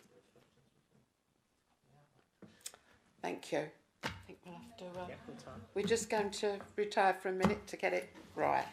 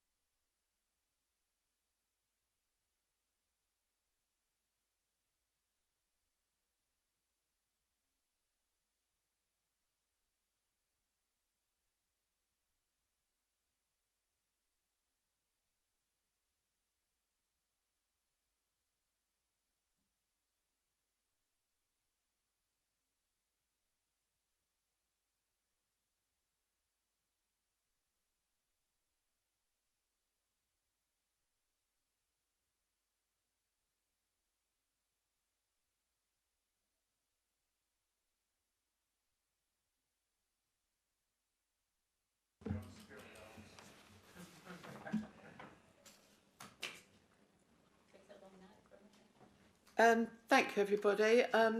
I need a seconder for this proposal. Read out the resolution I'll, first and then... Yes, I'll read out this. Sometimes I have to read it out, sometimes I don't, so I get a bit confused. Thank you. The proposed development constitutes inappropriate development within the Green Belt. The development would result in substantial harm to the openness of the Green Belt and conflict with the purposes of including land within the Green Belt. The local planning authority is not satisfied that the benefits of the scheme clearly outweigh the harm to the Green Belt and other harm identified so as to amount to the very special circumstances necessary to justify the development. The proposal is therefore contrary to GB6, GB7 of the NPPF and Saved Policy, Basildon GB1. All those in favour? Yeah, you'll do it. Okay, thank you. All those in favour, please show. Any abstentions? Any refusals? 2 refusals. That's passed. Thank you. Do you want us back to give it back to Spear? You're right. Which one will go for next, Mo?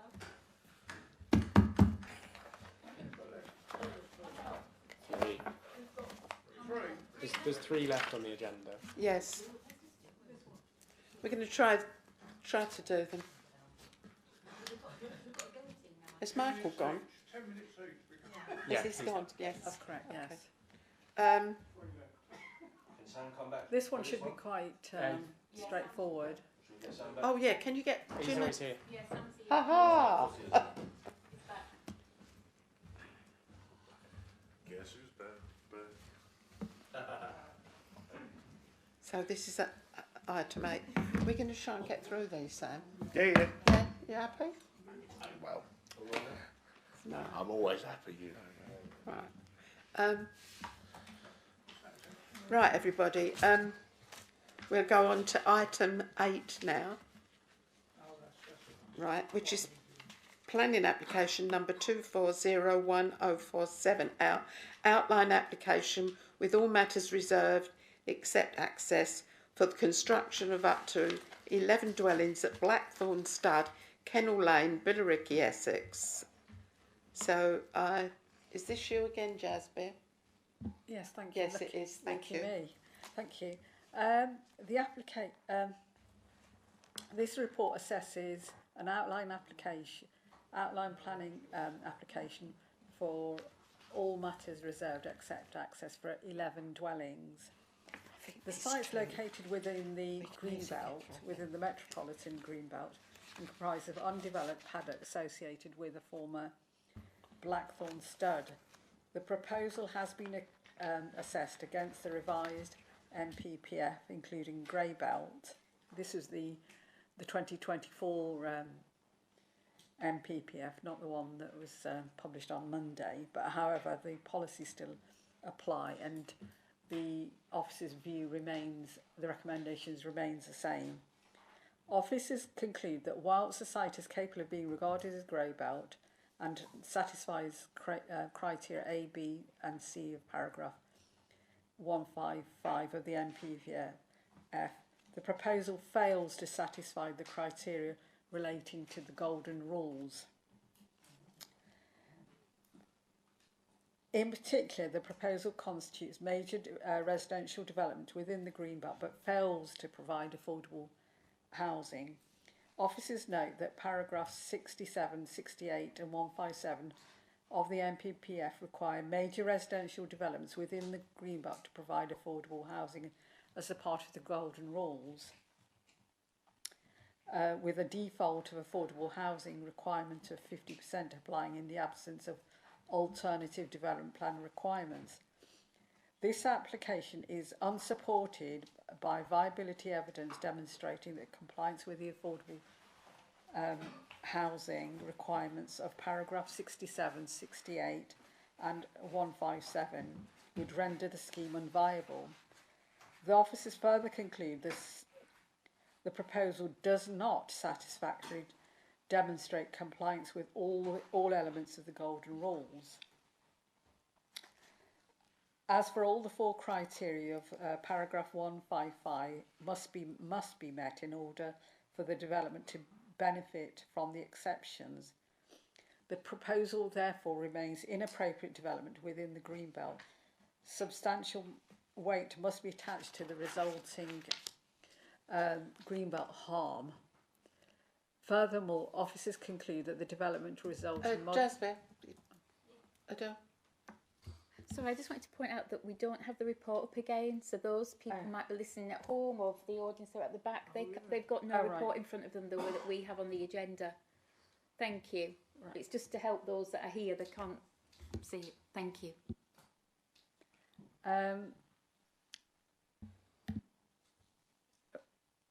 If I just carry on with talking about the Greenbelt and the harm and so on, and then I'll just go through where the site is and etc. We also it's for 11 dwellings. Further, ecological matters relating to protected species have been satisfactorily addressed during the course of the application.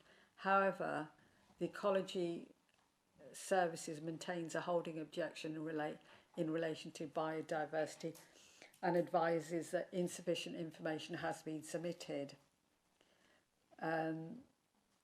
to demonstrate compliance with the biodiversity net gain requirement. Officers therefore unable to conclude that based on that information submitted that the development satisfies the biodiversity objective required by the Section 7A of the Town and Country Planning Act 1990. Overall, the applicant's very special circumstances relies principally on the contribution of making number of housing towards housing delivery in the context of the Council's 5-year land supply. While the officers acknowledge the delivery of 11 dwellings attracts weight in favour of the development, the contribution is considered limited and is further diminished by the absence of affordable housing. Officers therefore conclude that the considerations advanced do not clearly outweigh the substantial harm arising from the inappropriate development in the Greenbelt, including harm to the openness.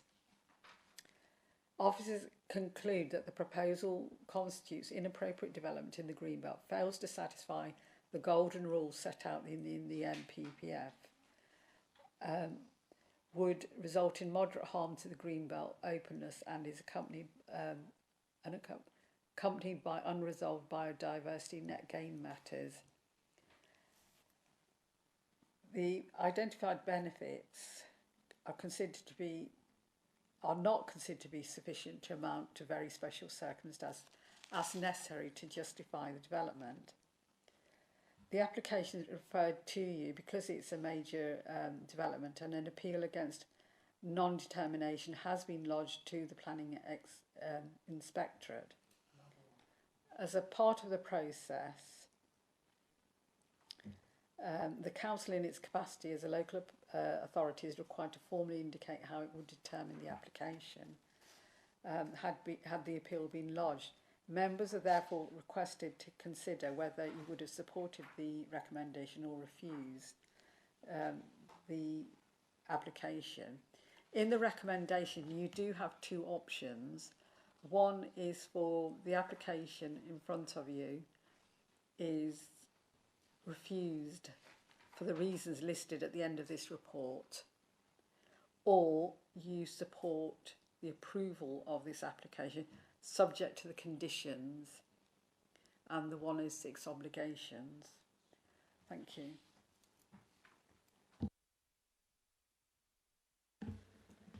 Thank you, Jasper. I don't think we've got no speakers on this from the public. Yes. Alan. Thank you, Chair. So if I could ask a question via the Chair.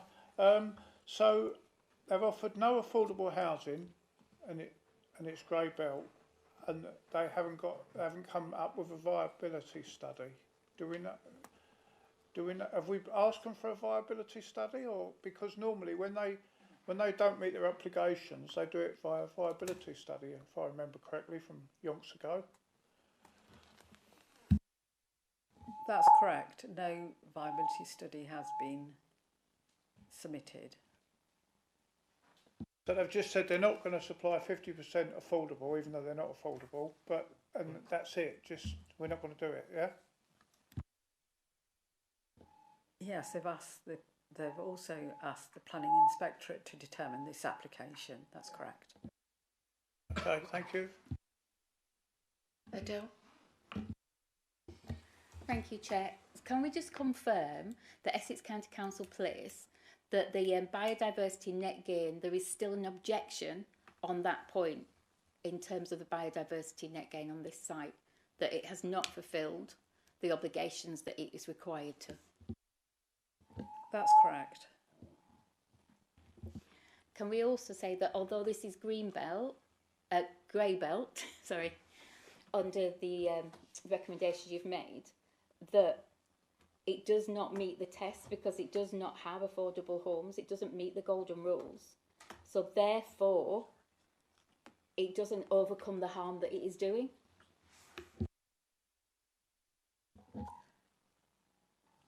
Yes, your interpretation is correct. Thank you.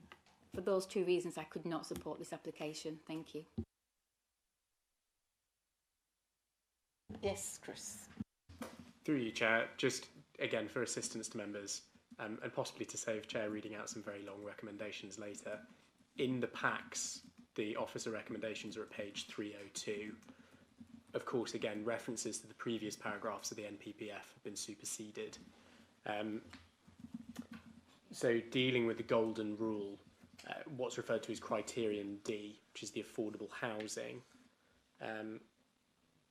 that should be now, sorry, that's not the golden rule, that's dealing with the exception of the green belt. That should be GB7 1G.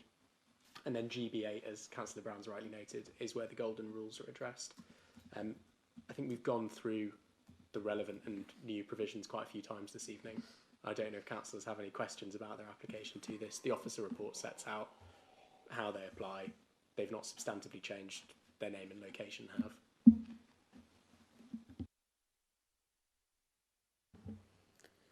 Anybody else would like to ask any questions? No?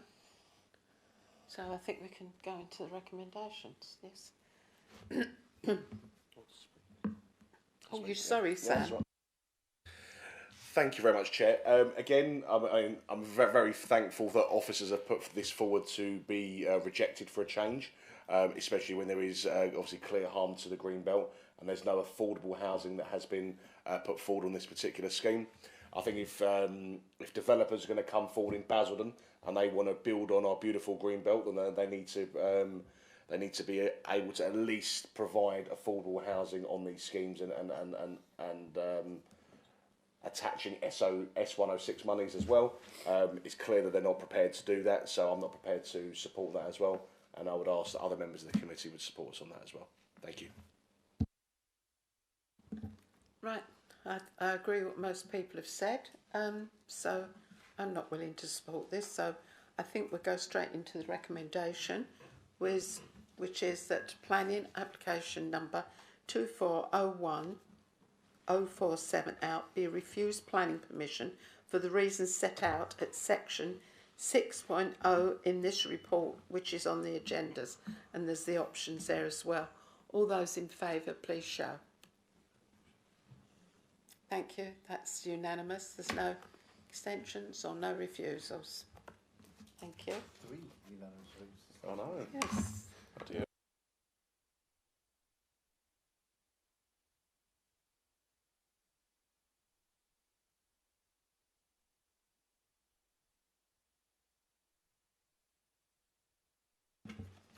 Right, we'll go straight into item 9 on the agenda. Okay. It's 10.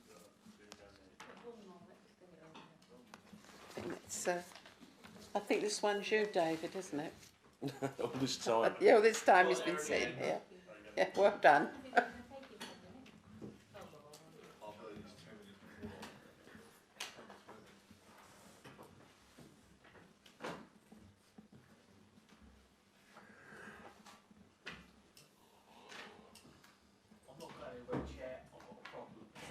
Oh, okay.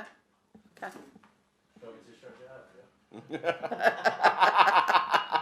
Turn the mic off, G. No, it's this.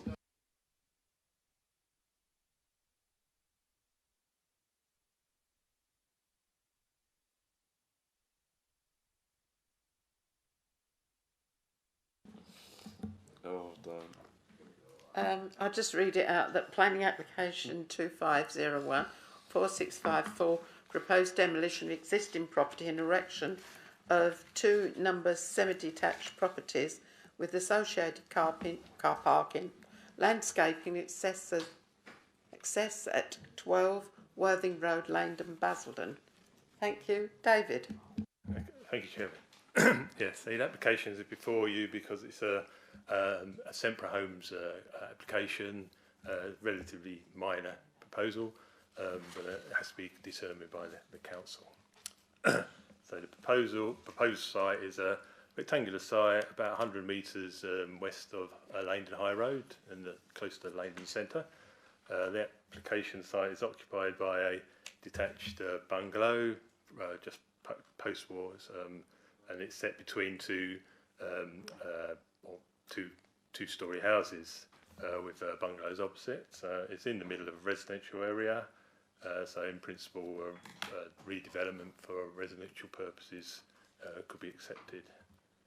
And this is just a few site photos. So the top middle one is the actual rear of the site. It's just a very standard dwelling with houses either side. So the proposal is to demolish that building, replace it with a pair of semi-detached houses using modular methods of construction to provide a relatively speedy process, less disruption to neighbours as well. The proposal with the building was set roughly aligned with the adjoining properties, 2 car parking spaces on each plot with a reasonable size rear gardens. The basic floor plan, 3-bedroom houses, meeting the relevant space standards. So the designs, it's a modular setup, but they have a brick elevation to the front, a red brick to kind of tie in with the adjoining properties, and the render to the remaining walls. But there are similar kind of treatments within the area. And this is a kind of a street view of the site. It's slightly higher than the adjoining properties, but still within kind of tolerances we accept. So, in terms of the kind of key issues, I say the principles accepted. It's a residential area, as it would be in keeping with the general character of the area of the residential houses. In terms of amenity impacts, the buildings themselves were set around about 5 metres from either boundary, quite spacious, relatively speaking, for developments of this type. Say 2 parking spaces for each unit, meeting our relevant standards. They will need to meet the ecology and biodiversity net gain requirements as most schemes of this type, and it's been designed to ensure that it meets the Secure by Design Gold Award standards.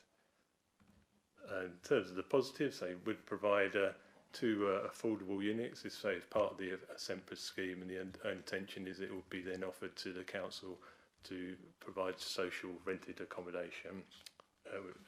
Provides a small element of new housing, and there's some economic developments in terms of construction and economic spend. So therefore, the application has been recommended for approval to committee for the reasons set out, or with the conditions, set out at the end of the report. Thank you, Chair. Thank you, David, and thank you for your patience. I think we should comment on it.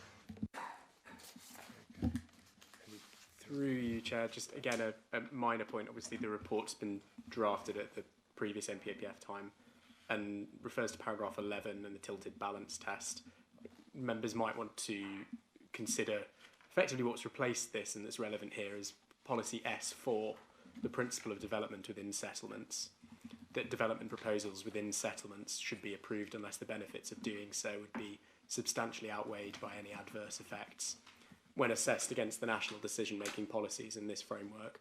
And it's for officers to comment on that, but from the report you've obviously had the benefits set out. But just again, so that you're directed to the relevant new part of the NPPF on that application. Thank you. Any questions? Adele? Yeah, just a really quick question. Obviously, initially there was an objection because of the bats. Yeah. How was that resolved? They carried out. That's partly why it's taken so long to come to committee. They carried out, or had to wait to the relevant season to carry out a survey of the roof, and as you can see, there was no evidence of bats in the site, and therefore no objections from our ecologist.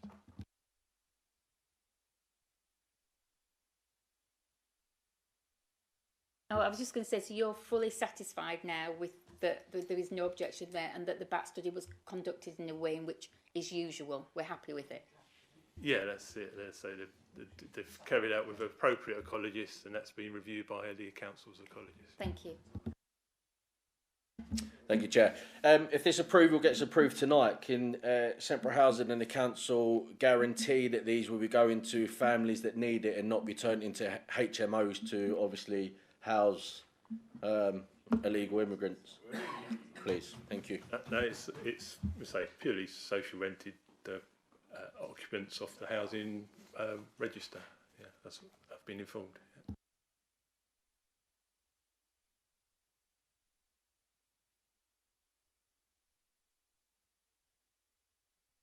Yeah. Thank you very much. And just to kind of echo what Councillor Gardner said there as well, I think it's important to know whether obviously that these actually these homes go to families in genuine need and maybe not ones that maybe didn't pay their rent for 3 years.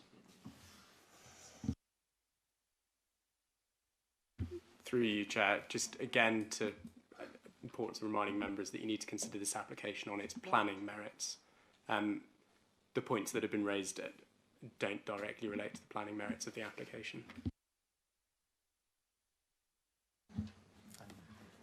Any other questions?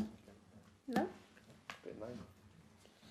Right, I think we'll go straight into the recommendation. Oh, have you got a question?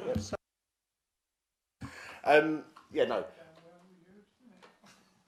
I think in this particular application, it's nice to see a brownfield application come to the committee as well, because we don't see it very often.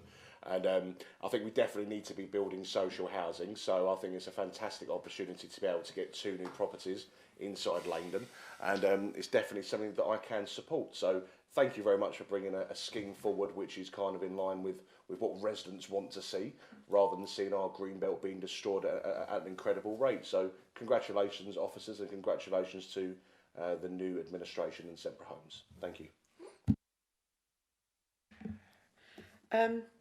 We'll go straight into the recommendation. This is no more further questions. That planning application number 2501 will be granted planning permission subject to the conditions set out in section 7, with any minor amendments that might be necessary up to the issues of the decision notice delegated to the Assistant Director for approval. All those in favour, please show. I think that's another unanimous. That's unanimous. That doesn't happen very often. Thank you. Happened 4 times in a day. God. Well, we're not trying to destroy the green belt. There we go. I think we've just got agenda item 10, which is, I think that completes our thing then, does it? Yes, it does. Which is planning application 2600612 VAR, variations of conditions, approved plans and material. 7 refuge and recycling. 8 parking areas, 12 landscaping strategy, 16 access and 17 parking of approved planning consent. 4 to replace approved drawings to reflect revised design on land at Mill Green, Beamsbridge, Pitsea, Basildon.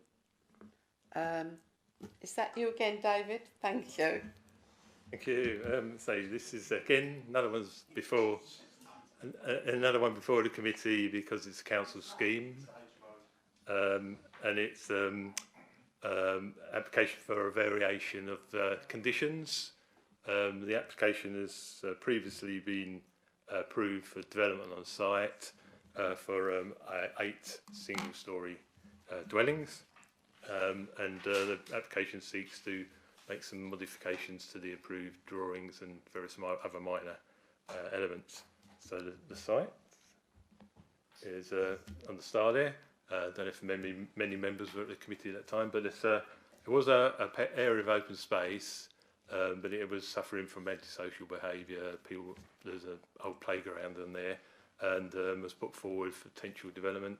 The play area had been relocated to the south east, as you can see there, so there was no longer a need for that, and the argument was put forward to redevelop the site for housing purposes, and that was accepted by the members at the time. So it's been enclosed by fencing. They are intending to start development as soon as possible on this scheme or the other scheme. And so that's the original layout. 2 blocks of four dwellings with a new road and parking to the north. But as part of kind of survey work, they found a gas main passing to the west of the blocks, and they're having to modify the layout to overcome that, and they're looking to link the buildings together and move the blocks, the western block eastward, and thereby joining the 2 blocks together to form a terrace of 8. Also be proposing some minor changes to the elevations. In terms of the kind of layout, it doesn't bring any closer to residential properties to the south or north. You've got open space to the east and the trees and that to the west. The original elevations were such. They've done some kind of